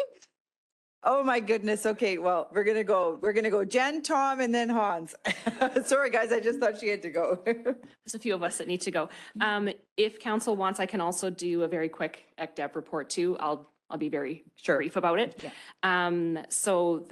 Just to highlight, Marie Lynn was at the Global Energy Conference in Calgary last week. She is currently in Whitecourt at the Site Selector Conference. So I'm really excited to hear what she's learning from both of those. They sounded pretty exciting, and it sounds like she made some good contacts there. On the education side, the committee met on June 6th and participated in our vision and strategic workshop that was facilitated by Brooks Hanowich. So the next steps with that is that they're working together to compile a strategy, for lack of a better word, for council's consideration when we're looking at our overall strategy. So those will be next steps. And then Aisha provided a very thorough report earlier today, so I can skip hers. And then I can go right into communications. I provided an update last week, so we're still working on a lot of those things. We have our road closures for St. A's procession and Canada Day, various speeches for Mayor Dodds to go out to some graduation ceremonies, and for Monica for the ALS event, and continuing to work with Owen on public works updates for the community, line painting, hydrant flushing, those kinds of activities. Holiday hours for Canada Day, our proclamations, public works hearings, notices that are going out for Ken. And as we mentioned, myself and Tom Thompson and Cody Rossing and Megan Kennedy are going to be at our open house from 3 to 7 today. So I encourage everybody to come out, counsel the public. We're also going to be having our enforcement services survey. It went live this morning, so we're also going to have that for the folks to participate in as well. If there's any questions. Perfect. Thank you very much. Are there any questions? Wow, that was easy. No, you're out of here. Good. Okay, Tom, come on down. You're the next contestant on the, what are we doing? Regular council meeting? Good afternoon again, council. I'll quickly go through our stats report for April and May.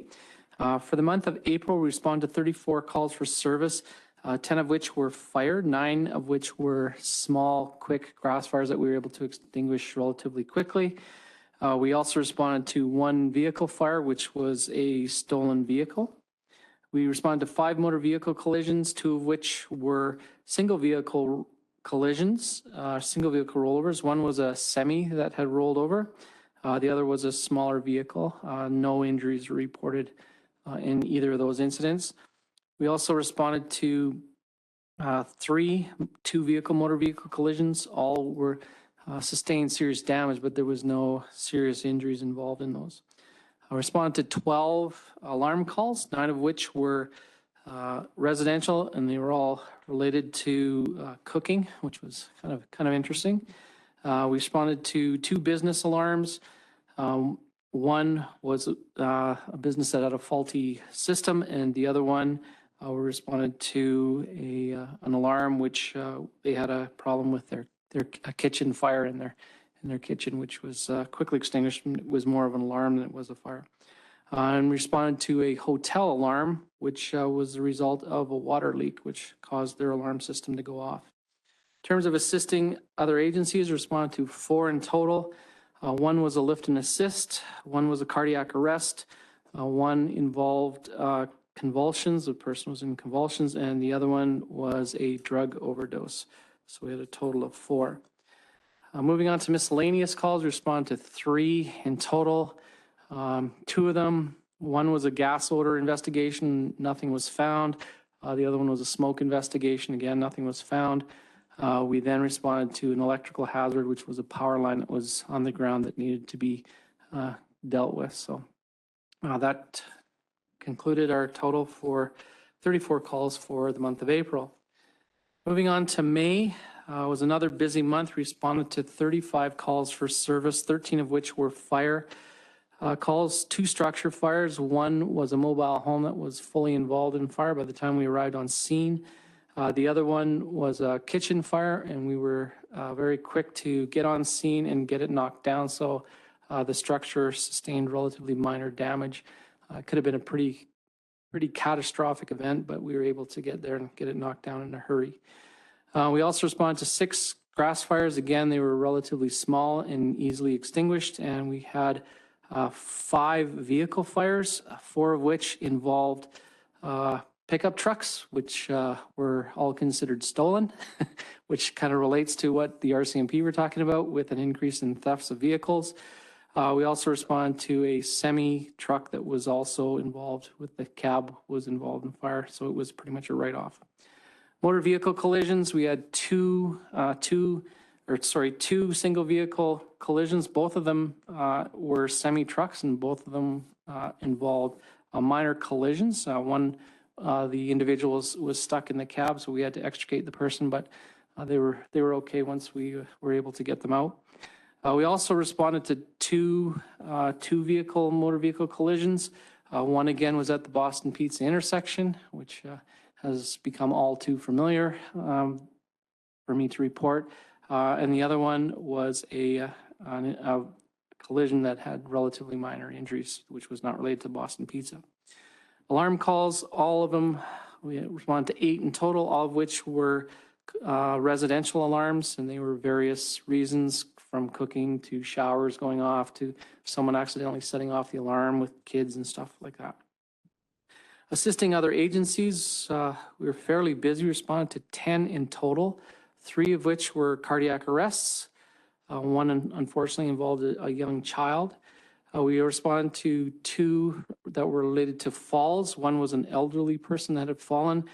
The other one was in relation to a person that had fallen through their deck, which was pretty serious. They sustained some pretty serious injuries, so we were able to help with that. We also responded to 2 choking calls. One, the person was choking on food. The other one was because of an allergic reaction. So we were able to assist with those. We responded to 1 overdose. We responded to 1 industrial incident in which the individual was overcome with H2S gas. They had an H2S gas leak at their facility, and we were able to assist with that and rescue the individual. And then we also responded to a quad rollover, which the individual sustained some injuries. And that brought our total to 35 calls for service. And that's my report, unless council has any questions. Thank you very much for that. Any questions? Councillor Gamana? Sorry to ask a question. I know you need to. No worries, that's fine. So cardiac arrest, choking and all of that, and they are more of an ambulance issue than a fire truck issue? Is it because that we have an ambulance issue? A lot of them, as I've mentioned to council, any serious medical call, we get called out to assist EMS. However, council is fully aware that our EMS has struggled under the weight of the pandemic. And so there are times when we arrive first on scene and we are able to administer life-saving treatment to help the individual before EMS arrives. Most of the time, EMS is there, and or they arrive at the same time, so we basically are assisting them. We have very skilled, trained people on the fire department that can intervene and help with saving people's lives. So we're fortunate like that. We're able to do that. Thank you. We are very fortunate. That just reminds us that, because there might not be an ambulance in the community, that we have the ability to lean on the fire department to So definitely, as you're going through that list, I'm listening, to how many lives you've saved, or intervened because, the access to an ambulance or something else probably wouldn't have happened, right? Yeah.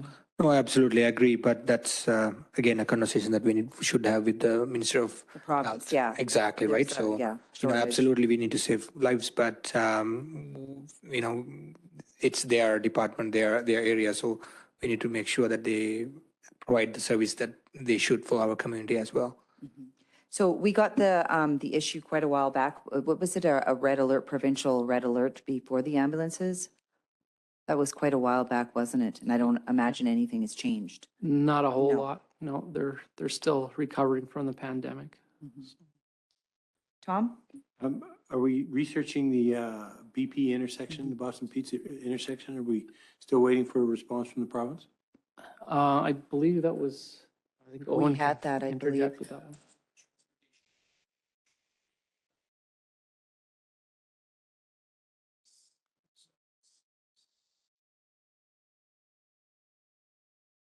We did. There was something though, I think when you came, wasn't there something that you said suggested that we could do ourselves? I thought when you came back, I thought you said we could put a sign or we could do something ourselves because when they had done the report, everything they needed to do for traffic calming measures were in place. I thought there was a discussion that we could do something ourselves to.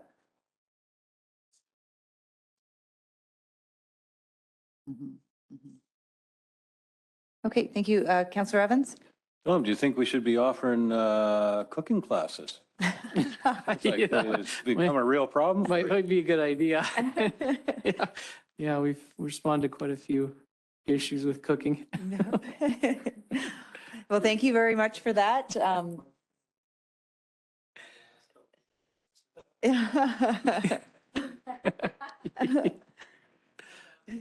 We'll see you down at the, is it at the Omniplex or the? Mackenzie Conference. Mackenzie Conference Center. Okay, wonderful. Thank you very much. Okay, we'll jump back to 9.3, Community and Recreation Services Department, Hans. And I apologize, I was just thinking Jen was the only one that had to get out of here, but apparently you're all on a bit of a time crunch.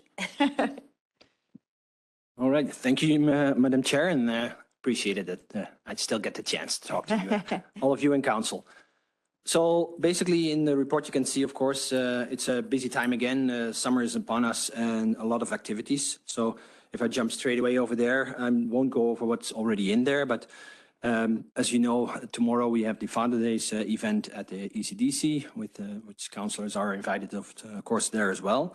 But since we are at the end of June, there's a lot of activities going on. So the Midway will be with us at the middle of next week and that weekend. We have Indigenous Day on the 21st, event happening at the Rotary Park as well. And of course, Canada Day is upon us at the end of the month. So for the ECDC, Bernice is still very involved with all kinds of, let's say, connections within the province. So she's going to have another meeting with at ministry level with 6 other directors to provide input. So it's great to be at the table and close to all the developments and what's going on in ideas in our province. For the permits, which falls basically under different areas, we decided internally as administration that our event permits will come through us as the Recreation and Community Services Department. But we will revamp that for sure, because there's a lot of permits, of course, that require input from different departments. Some go directly to them, but if we talk about events, then for sure it takes more than just a permit, like, hey, it's great that there's an event, but it's also the request for support. So that will go through us, but there's good understanding and cooperation with, for instance, the Department of Public Works with Owen, because there's a lot of support for those events happening and requested on a regular basis. One of those events, for instance, the book walks are happening the whole summer from the library. They take place in different parks, where basically it's a display that's in the grass. The mowers have to take care of that, maybe restake them in the ground, and then it moves on to another park. But we'll see that throughout the whole summer. In the meantime, the food bank has seen some renovations happening behind the building over there. So While they take care of that themselves, of course, it's great to see that location being revamped and serve their needs, of course, way better. For community services, Ashley Graham has started her position for affordable housing, let's say pinpoint person. We take that over. So we are in the transition, making sure that the affordable housing is managed in-house for us, both the maintenance, of course, but for sure, of course, the administrative side of making sure we address the needs for the residents, their requests or concerns / new residents coming in. I think we had most of those events already through that. And you know that the phone booth, of course, and we took the picture over there, was installed and working, and it's being used already on a regular basis at the Rotary House. And the other one is coming shortly here at the Civic Center down here at the front door. If there's any other questions, please. Thank you very much for that. Councillor Evans? Just a quick question. I was signed up to do some barbecuing, but I got a notification that they had delayed it for a week due to the weather. So I was invited a week from today, I believe. Tomorrow, yeah. Okay, so A week from tomorrow, yeah, sorry. I just wanted to make sure I didn't misunderstand. Yeah, on the 22nd Father's now, Day barbecue. for the Father's Day barbecue. Right. Yeah, we received an email. Okay, well, thank you for that, and I will verify that for sure again tomorrow with the organization. So yeah, the weather is of course playing a big part in these events. I just wanted to make sure I Yes. wasn't supposed to be there and Yeah, and then if you could Appreciate just send out an email too, just so everybody knows for sure, that'd be great. Thank you. Are there any other questions for Hans? Councillor Kamana? Thank you. Hans, just curious about the affordable housing and how's the situation at Urbanata now? Yeah, thank you for that question, and through the chair to all of council. So the affordable housing, we take over the management right now of all our locations that we own, of course. So the repairs are still being done in cooperation with Rick, so making sure that everything that was outstanding is still happening in this month. And from July 1st, we are, let's say, in full control, including the collection, including the maintenance of the affordable housing as well. So up until now, till July 1st, who would be in charge? So that's Ashley Graham, who's going to be in charge on our side of administration. As of now? Right now, she's the contact person already. Okay. And fully in, let's say it's fully our program as of July 1st, but now already the residents have been notified to connect with her, and we've introduced her already to the residents. Perfect. Thank you very much. You're welcome. Better get going. Okay, we're moving on to 9.6, Corporate Services and Finance Department Report.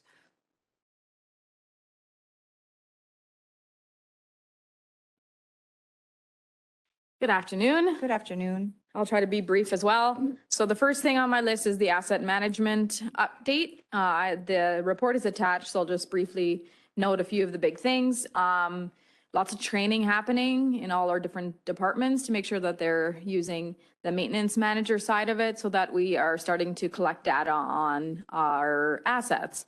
And then on the input of assets, I think Ken said, I have to look at the report, several thousand were added in May. And the reason why so many is that a lot of those assets were already in our GIS, and we were able to connect to transfer those assets over, which is great. And so we're making really good progress there, which I'm very happy about. Go back to my, and then myself, along with Leah, are working on the second quarter reporting. We're a little early on it, but I like to get started on collecting information in the month of the final month of the quarter. So we're working on that. And then our front desk safety protocols. So as you all know, we had that incident, which just triggered there a few weeks ago in the bathrooms, which triggered some more questions about what we should be doing, what our staff should be doing. And so we just got back, although we had started this conversation before, we just sort of put it out on the forefront again to make sure we have some updated protocols for a various number of different situations that could happen. So we're working with Shauna on that, as well as Rob's a little bit involved, and just making sure that our staff is safe and that, yeah, where our first, I think, responsibility is to our staff, but of course, that we can, that no one gets hurt here. Tax collection, we're in the thick of it. We are in the thick of it. We are June 15th, which means 2 weeks. Yardigans. Sorry? I said, is that backyardigans? Oh, yes, yes. Into the thick of it. So yeah, we've working with a lot of people on making sure that if they don't have the funds to make the whole payment, that they know what their options are in regards to setting up a payment plan, a manageable payment plan. And our goal always is to work with people. We never want to go to a tax sale if at all possible. So our team is working very hard with the people that need our support right now. And of course, our goal as well is to have as many people on our prepayment plan, like the tip side of it, as possible, because it makes it so much easier on collections if they pay the year ahead. We're working now, we're getting to kind of the middle of the year. We're starting to work a lot more with managers, managing budget to actuals. That this is sort of the month where the expenses really start to increase because we're doing a lot of projects. So our team works with managers as needed to, if they need information on what their budgets are at, what they spent to date in prior years and all that kind of stuff. We try to help managers whenever we can. And then the IT department is busy as always. So servers, so we have new servers coming this year. I can't remember how long we've been waiting for them, but we've ordered them 7 months ago. As soon as they were approved, they were ordered. We are finally, I think, expecting them this month. So the goal is to have them installed and functional. July 1st was the goal the last time Nathan and I spoke.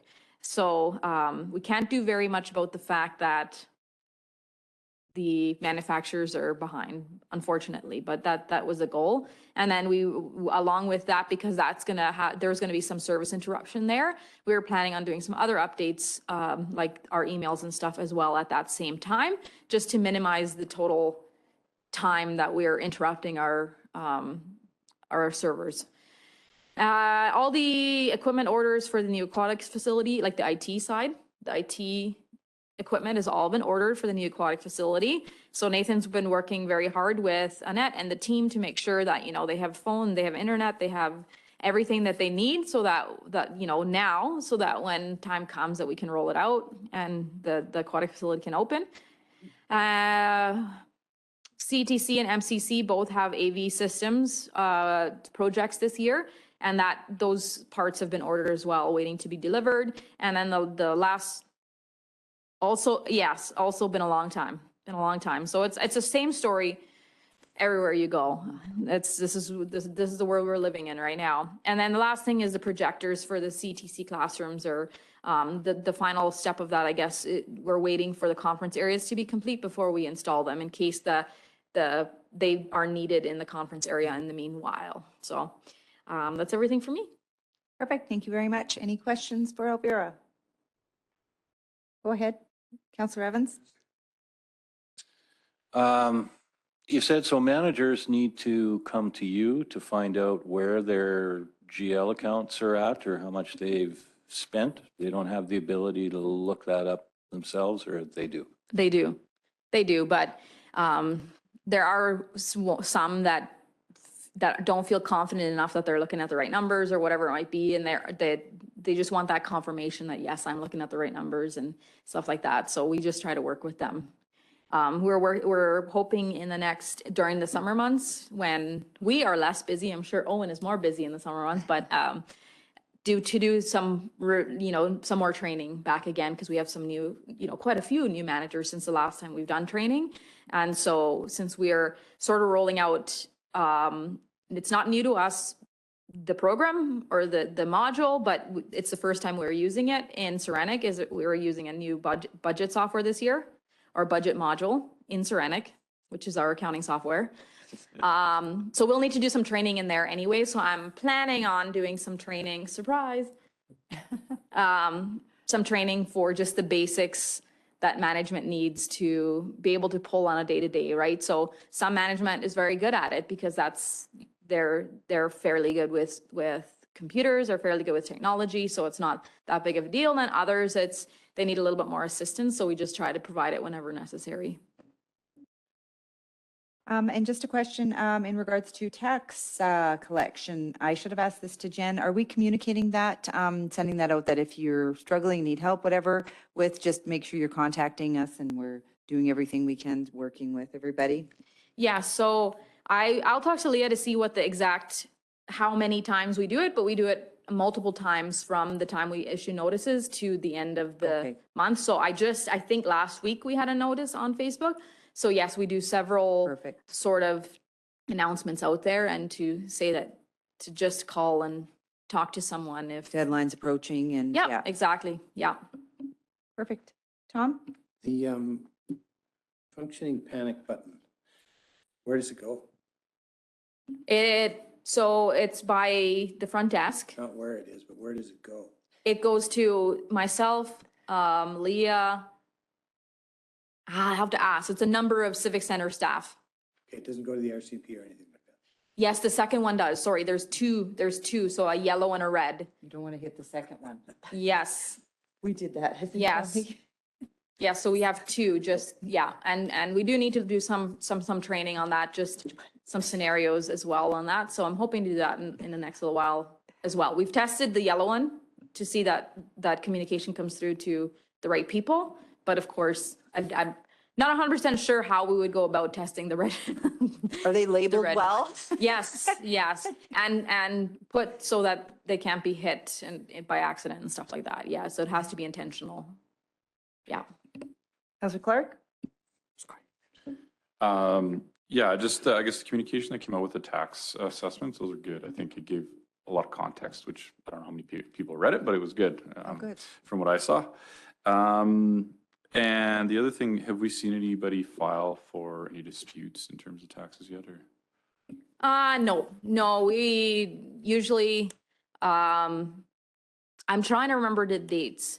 Leah is so on the dates that I don't keep them at the top of my head, but there's an appeal, there's a timing for the appeals and we haven't seen any yet. But right now we work with anyone that might disagree with their assessments. They are just in conversation with Dan, our assessor. And then if they can't resolve it, at that point, it would go to appeal. So I would expect several appeals, but I would also expect those to be resolved before they actually go somewhere in the end. So, but yeah. Colin's just itching to get an ARB hearing. Yeah, next year. Next year. Councilor Cabana, did you have a question? No, you were going to ask the same one. Okay, wonderful. Thank you very much for that. And we are done with our department reports and we'll jump into council reports. Councilor Evans, you are up first. And you weren't even prepared.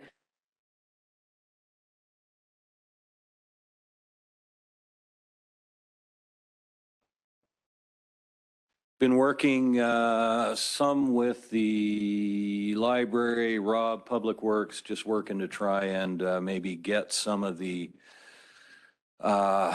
stuff out of the library and in storage. So we're looking at trying to maybe pallet all the and put everything in boxes and then pallets and then keep them in a nice dry place. Just to give them a little more room. They're using a camera that I gave them just to try that clips on to your lapel to try and see if that works because they were having some issues with some users of the library getting a little belligerent and were told when they talked to the RCMP that they needed footage of them actually saying and abusing the staff. So it's an option, whether they like it or not. I'll find out next week when I have when I go to the board meeting, or they're probably looking at putting in a system if they're not happy using the little lapel ones. HCC, Healthy Communities Coalition, that's coming up early next week, and hopefully we'll have some more solid things that they want to work on. I have to admit, as I told you a little while ago, I find that it's a lot of sort of the various groups and people working within that FCSS sort of umbrella are sort of catching up what they're up to, more or less. And I haven't seen a lot of projects that they want to move forward with, but I think that's going to be a big part of the discussion coming up next week. So looking forward to that, to see if we get something solid we can act on and move forward with. Other than that, yeah, we were at the school talking to the grade 6 class, which was a lot of fun. A lot of great ideas about what we should do with the old pool, all right. But that's always a pleasure to see how their minds work and what they're thinking about, that bunch. Yeah, I think that's about all I got for today. Thank you. Perfect. Thank you very much for that. Moving on, Deputy Mayor McGee.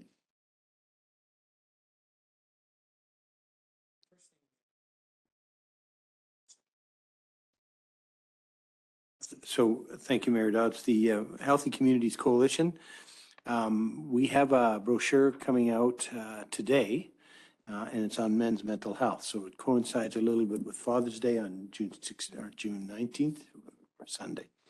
And it will also be, we worked on it with Darren Pinkowski and Chris Welsh. He's the franchisee with IGA, wonderful group. The three of us came up with a brochure, got it out.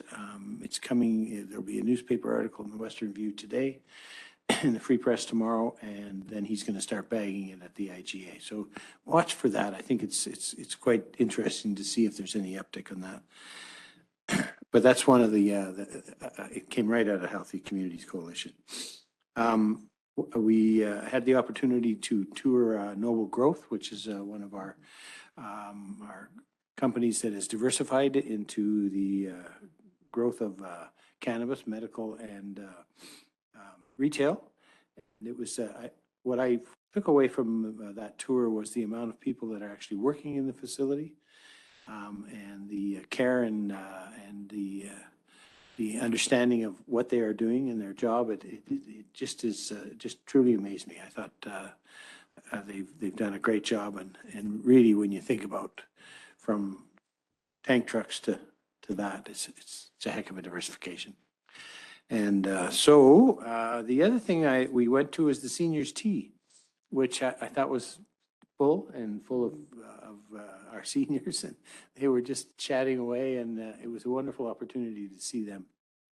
There are more opportunities coming up too, which I think they are pillars in our community, as you suggested, Mayor Dodds. They are leaders and pillars, and we need to recognize them and thank them for all that they've done.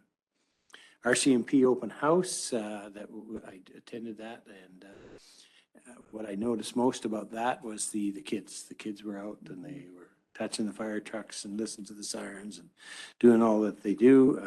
They had the RCMP mascot, and so I thought it was, and a hot dog, so it was good.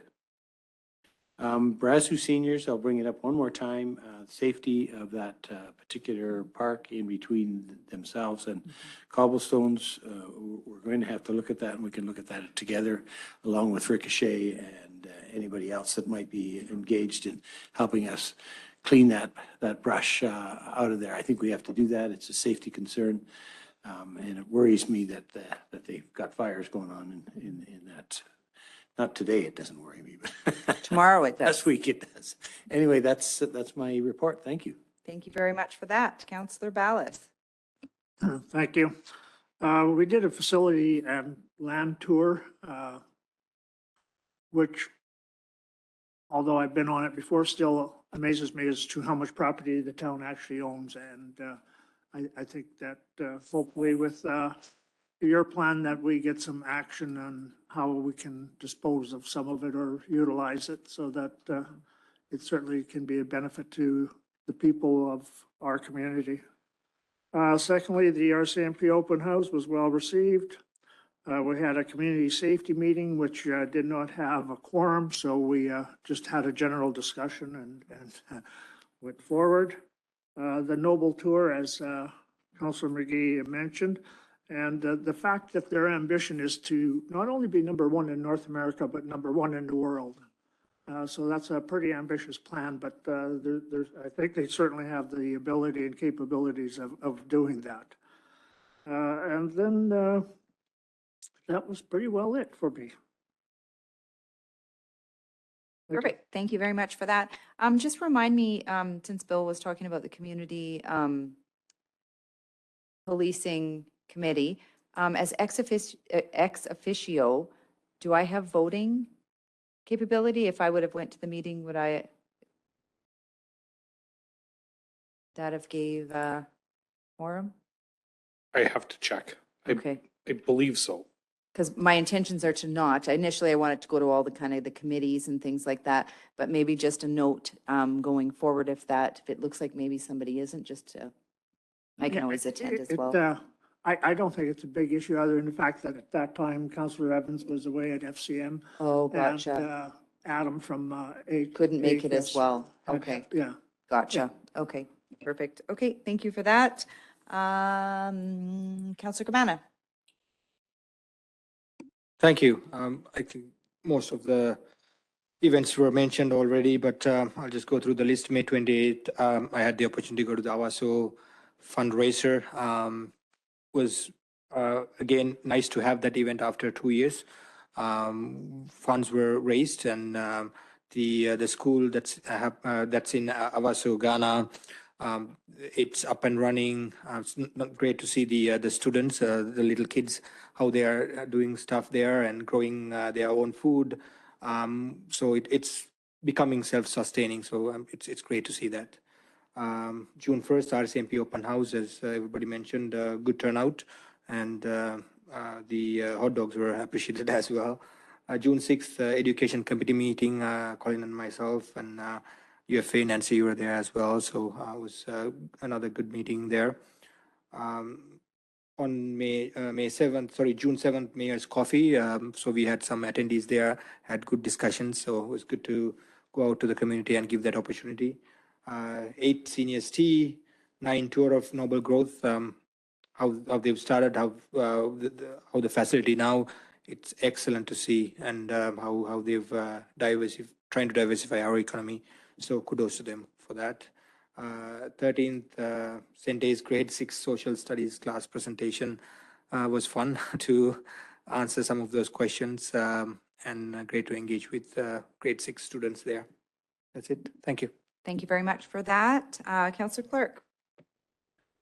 Pretty much all the above that everybody else said, except attended that airport events and breakfast at the airport. That was pretty well attended. I think there's lots of people there. I think there was less aircraft this year than previous years, but there's still quite a few. Lots of people coming from Calgary, I think Grand Prairie, Edmonton areas, so that was good. And then had a little helicopter ride there, so that was good. Other than that, yeah, everybody else covered it. Perfect. Thank you very much for that. Yeah, I think we were all at the same events. For myself, I attended the 4-H Achievement Day, so that was really nice to attend that. I know that they haven't been able to do that in the last couple of years. And it was a reminder when I was a kid that my parents put me in 4-H, and how I can remember I had to do public speaking. And I can remember I was so shy and so terrified and thinking how stupid it was that I was going to be up there. And when in my life would I ever be putting myself out there to public speak again? That was the most crazy, absurd thing. And here I am, and there I was giving the speech. So it was kind of crazy. And then just watching the kids like groom their cows and stuff like that. And I was very naive because I can remember I bathed and groomed my cow, and when I sold it, I remember getting all that money, being excited, not knowing where the cow was going, thinking the cow was going to another home and he was going to be well taken care of. And then I find out what my parents really did. I was very, very upset. So I have a little bit of trauma from the 4-H days, but I also appreciate that it has taught me public speaking skills, even though we all hate to public speak, and it is probably one of the worst things to do, but I appreciate that for sure. And then, yeah, just attended, we had the facilities tour, RCMP open house. It was great to see all the kids getting to paint the RCMP cruiser covered in paint. And I remember talking to Erin a little bit going, did you get the right paint? And she says to me, well, I think we only have about 12 hours and then we have to wash it off. Right. And it was a hot day. So I was thinking, or she was saying that it wouldn't look very good to call up K Division and say, yeah, we've got a little problem. The paint's not coming off the cruiser, but it was nice to see. That didn't happen, but that could have happened if it baked on there. It was just nice to see all the kids out and having fun and having the ability to paint the cruiser was exciting. I also attended the HTA Holy Trinity graduation, and it was a very special day because it was my first speech giving for the graduating class, and my oldest daughter was also graduating. So it was very emotional, probably one of the hardest speeches I think that I'll have to do. So I fought back tears. I had some tears. It was a great ceremony, so I was very honored to do that. I have 2 more graduating speeches coming up, one for outreach and one to attend Frank Maddock. That is next weekend. So it's really nice that the kids are having the opportunity to have these celebrations because they've really missed out on that in the last couple of years. So they're doing everything they can. So it's fantastic to see. I enjoyed the education strategic session. It's always nice to work with our U of A team and come up with reasons of why we're so passionate and we continue to do education. As Amila mentioned, the Mayor's Coffee, that's always a nice opportunity to engage. Sabina does a great job in capturing everything that the residents are saying to us. And it's always nice to have her come along with us and just spend the morning with us on these. We're going to be continuing these every month, so we're going to be rotating. I think we have plans to go to Seasons in July, so hopefully that we can make that happen, and we'll get to listen to what the seniors our issues are. It's always nice when Rick and I went to the 55 Plus Club, we were grilled with a lot of questions and a lot of feedback. So we appreciate everybody's comments, and it was great engaging with the grade 6 students and the Noble Tour and everything. So it's been a really great month, busy month, and it's not over. So we have quite a few events that are happening still, and I'm looking forward to it. And that is the end of our council reports, and we will jump into 11.1, our council items, council initiated items. So this is standing items. What, remind me, are our standing items? Is this just kind of when we bring up? So the 11.1 council initiated items is a place for us to put additions that council brings to the agenda. And then the other 3 are standing items for the section. Okay. Perfect. So there were no additions there. 11.2, upcoming meetings and conferences. Anybody, where's everybody going? What's kind of happening here? I know tomorrow we have the Summer Leaders Caucus. I believe myself, Bill, and Emil are going to that. That is in Strathcona County. So that is always a great opportunity to engage with other municipalities, hear what's happening. So we'll probably be talking about our issues and healthcare and advocating and everything else that's passionate to us. So that's one of the things I'm attending. Anybody else going to any conferences, meetings? I guess, how was FCM? Did you have anything that?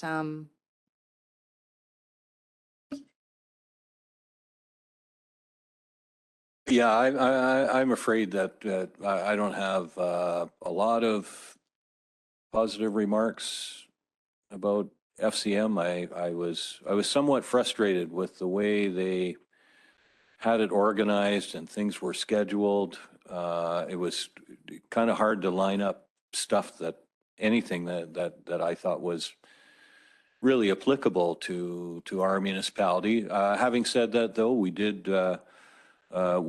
go for a little tour just outside of Regina. One of the bands had developed a pretty large-scale solar generation and wind generation farm, and that was interesting just to see physically how it's all set up and how they're making it work, but also some of the hoops they had to jump through, how they kind of got it off the ground and going. So that was one interesting part of it. Other than that, I have to admit, and I probably should have looked a little closer at the agenda. before I went, but yeah, a lot of insurance talk with climate change. They seem to be beating that drum pretty steadily. Not that it's not worth talking about, but I don't know if spending a couple of mornings on it was needed. Yeah, so a little disappointing, some bright spots, but I'd look a little harder at the agenda, I think, if I was going to attend another one. Yeah, fair enough. Anybody else going anywhere? Thinking now, we have the community parties on the 24th. The Edson Mayor's Golf Tournament. Oh, that's right. Has anybody put their name in for that? I have not, but No. I think I sent out an email a while ago and it kind of coincided with our event, so nobody really wanted to participate in that. We do have quite a few things coming up. I noticed, is there 2 tours of Weyerhaeuser? It was just the one? Because I just seen that there was another invite today. Well, there's the Weyerhaeuser meeting for that forestry symposium. Is that what you're talking about? Yeah, I thought there was. Yeah, maybe that's 2. for a whole bunch of people to come take a look there, but. your note was to have Sabina just let us know that, Yeah. put it on the list. And that's. June 29th. Yeah, that's the other thing that's coming up is the mountain pine beetle thing, but I'm attending that, not attending it, but. You're going to go? Zooming it, yeah. Okay, no, that's good. This is where I said we can always say who's going to what and what's kind of happening. This is always great. We also got that email today. I don't know if you guys got it yet or not, but that Alberta government rural economic development engagement session in Red Deer on June 28th. Oh, I didn't see that. We should line up for that one because the Should, agenda yeah. looks good. Yeah, Okay, sorry, when's the date of that? June 28th. It's in your email, I think. Yeah. I got it. June 20th? Okay. June 28th. Oh, June 28th, okay. Have a look at that. What else do we have? Our visit at Shangri-La is coming up here as well. BCG tour, I did ask you that, Rob. I don't think, have we made arrangements for that, Sabina, or? No, okay. If we could reach out maybe to Dan and Brenda and just see if we could coordinate a tour there. I know that they were a little bit busy and they were short some staff, but I think we said towards the end of June that if we reached out, that would be a good time to kind of book that. FCSS tour we have coming up, everybody, which is always a good one, especially for the counselors that haven't gone on it. It's good. That's the one I think where it's usually been done at Wiley West and you kind of go on that little walk and barbecue and things like that, is it not? They're visiting the programs that they are funding. Okay. So you'll be going to each program. Okay, each one. Okay, yeah, that's always a really good one, yeah, to kind of go and tour that. We have barbecues. Monica's doing a speech at the ALS walk, and since we had a proclamation today, if anybody's around and they're going to that, that would be great. And then maybe any committee updates, 11.3. Does anybody have? Councillor Clark. Amelia touched on it, the education committee. We had the strategic planning session. And I guess it just helped the group share some ideas and develop some priorities, I guess. And we'll wait to see the draft plan on that. And I don't know exactly when we were expecting that. So, and the Drayton Valley Community Foundation, they did some tree planting in the area that was burned in Parkland County. I was supposed to attend that, but other commitments I had to attend to. So they took a bunch of kids out there from different schools and planted several hundred trees, and it's a good thing. Wow. Councillor Kamana? Just an announcement, not related to the council, but Rotary Club of Drayton Valley is having another community barbecue on June 24th, I believe, not 24th, sorry, July 15th. So who will send, will someone send us that invitation or a reminder or email or something? if, so if administration could send us, so it's starting at 4 o'clock at the Rotary Park.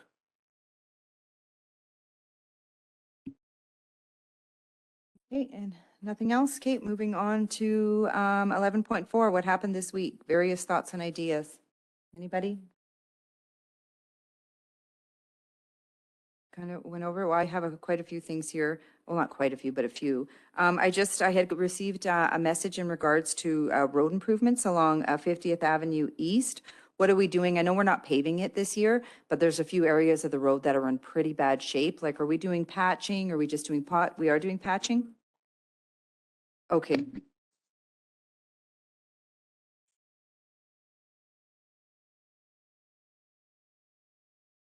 So this year we'll be doing the patching? Yeah. And then next year? Okay, so we'll see a little bit of changes there on that. What else did I have here? Ken, I know I had brought this up, I think, at one of the last meetings in regards to the cannabis store. Someone had reached out to me again at the plaza where Dairy Queen is. And I know that it contravenes our land use bylaw because there's a medical clinic right there. And then I can't remember if it was a religious sanction is a factor, but I know that the medical is clinic. And I guess the request was how do we expect other people to follow our land use bylaw if we're not incorporating or enforcing and following it ourselves, right? So I'm not sure if there was any follow up with that, but I'm bringing it here because I received another phone call for that. Yeah. Metal Neck. There's a new cannabis, I don't know if it's opened yet or not, or if they're just in the process of opening it. It's a cannabis store in, just down from M&M Foods. Yeah, and it's an additional one. So I'd received a couple phone calls previously, and again, saying that if you look at our land use bylaw of where the location and everything else, that it contravenes that. So why was it allowed, right? So I think that.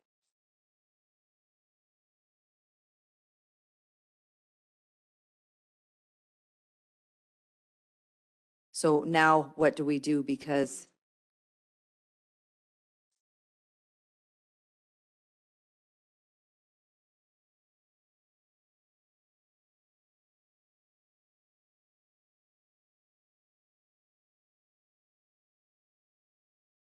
so then I guess my question is, how do I go back now to the people that are contacting me saying your land use bylaw clearly states this, but yet you allowed it, right? That we can just kind of do whatever we want, right?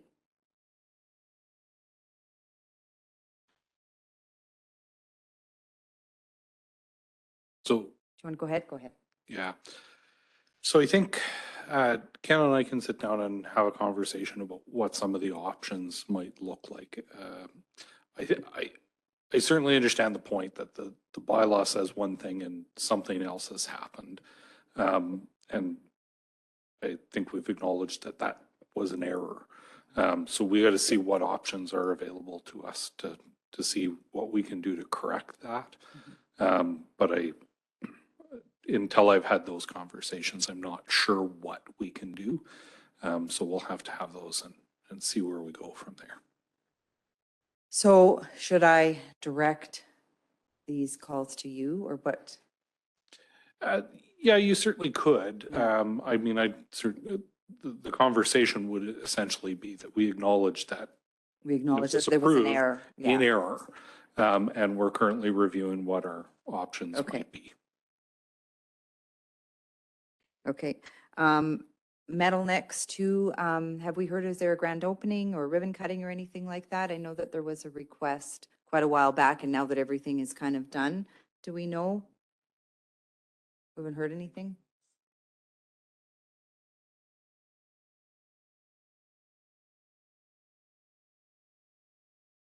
Okay, so maybe we'll just wait till they reach out. And have you heard anything, Rob? I'll follow up. Okay, perfect. Thank you very much for that.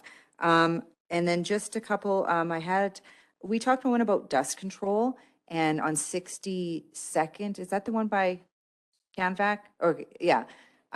Did anybody ever reach out to that gentleman? They did, because he called me again and said no one reached out, but I didn't return his call. So before I returned his call, I just wanted to assure that somebody had. Thank you, Mayor Dodds. So the Public Works Manager, Billy, he actually got a hold of everybody that's inquired about dust suppression. Okay. They have all filled out the application form and they all have applied, Okay. paid. So we reached out to Cortec, and obviously operations are suspended because of the rain. They started with the county. When they come back to resume with the county, they'll come by, swing by and do our piece. So everybody's been contacted, applied and paid. So. Okay, perfect. And then also, I guess I just have the renaming of Ark Bark Park. That was a request that came in quite a while ago. Have we followed up with that? Where are we at with that? That might be more for Rob, I'm not sure, or even Hans, I'm not Yeah, sure. let me track that down with Hans, see where Okay. we're at. Perfect. Does anybody else have any questions or issues coming in? Emil, you had something that I thought came in. Did you want to bring it up? Right, yeah, as I brought it up, it's the Diamond 17, where the Diamond 17 is near the Frank Maddock High School. Actually, somebody has damaged the garbage bin and garbage everywhere. And the garbage bin is not in a shape or form that we can utilize it anymore. So we would probably need a new garbage bin there, and then somebody need to clean that mess up. And you said that's on the Waldorf School Division grounds, that ball diamond? Or Diamond 19? Frank Maddock is 17. Yeah, Right. we don't take care of that diamond. Okay, so is it the school board? Then Wild maybe, Rose. maybe a phone call to the school board. For sure, yeah, we can do that. We'll follow up. Yeah, sure. Thank you. Okay, perfect. Thank you very much for that. If there's nothing else, no, everybody's good. Okay, this is usually where everybody gets all their, this is what I heard, this is where everybody's complaining, so everybody's great in the community. Right now, the rain's keeping everybody quiet and indoors, I think. Moving on to 12.1, information item, June 15th, 2022, agenda item report. Is there a member of council that'd like to make a motion to accept this as information? Deputy Mayor McGee, all in favor? Thank you very much for that, and we will adjourn the meeting at 3:36 p.m.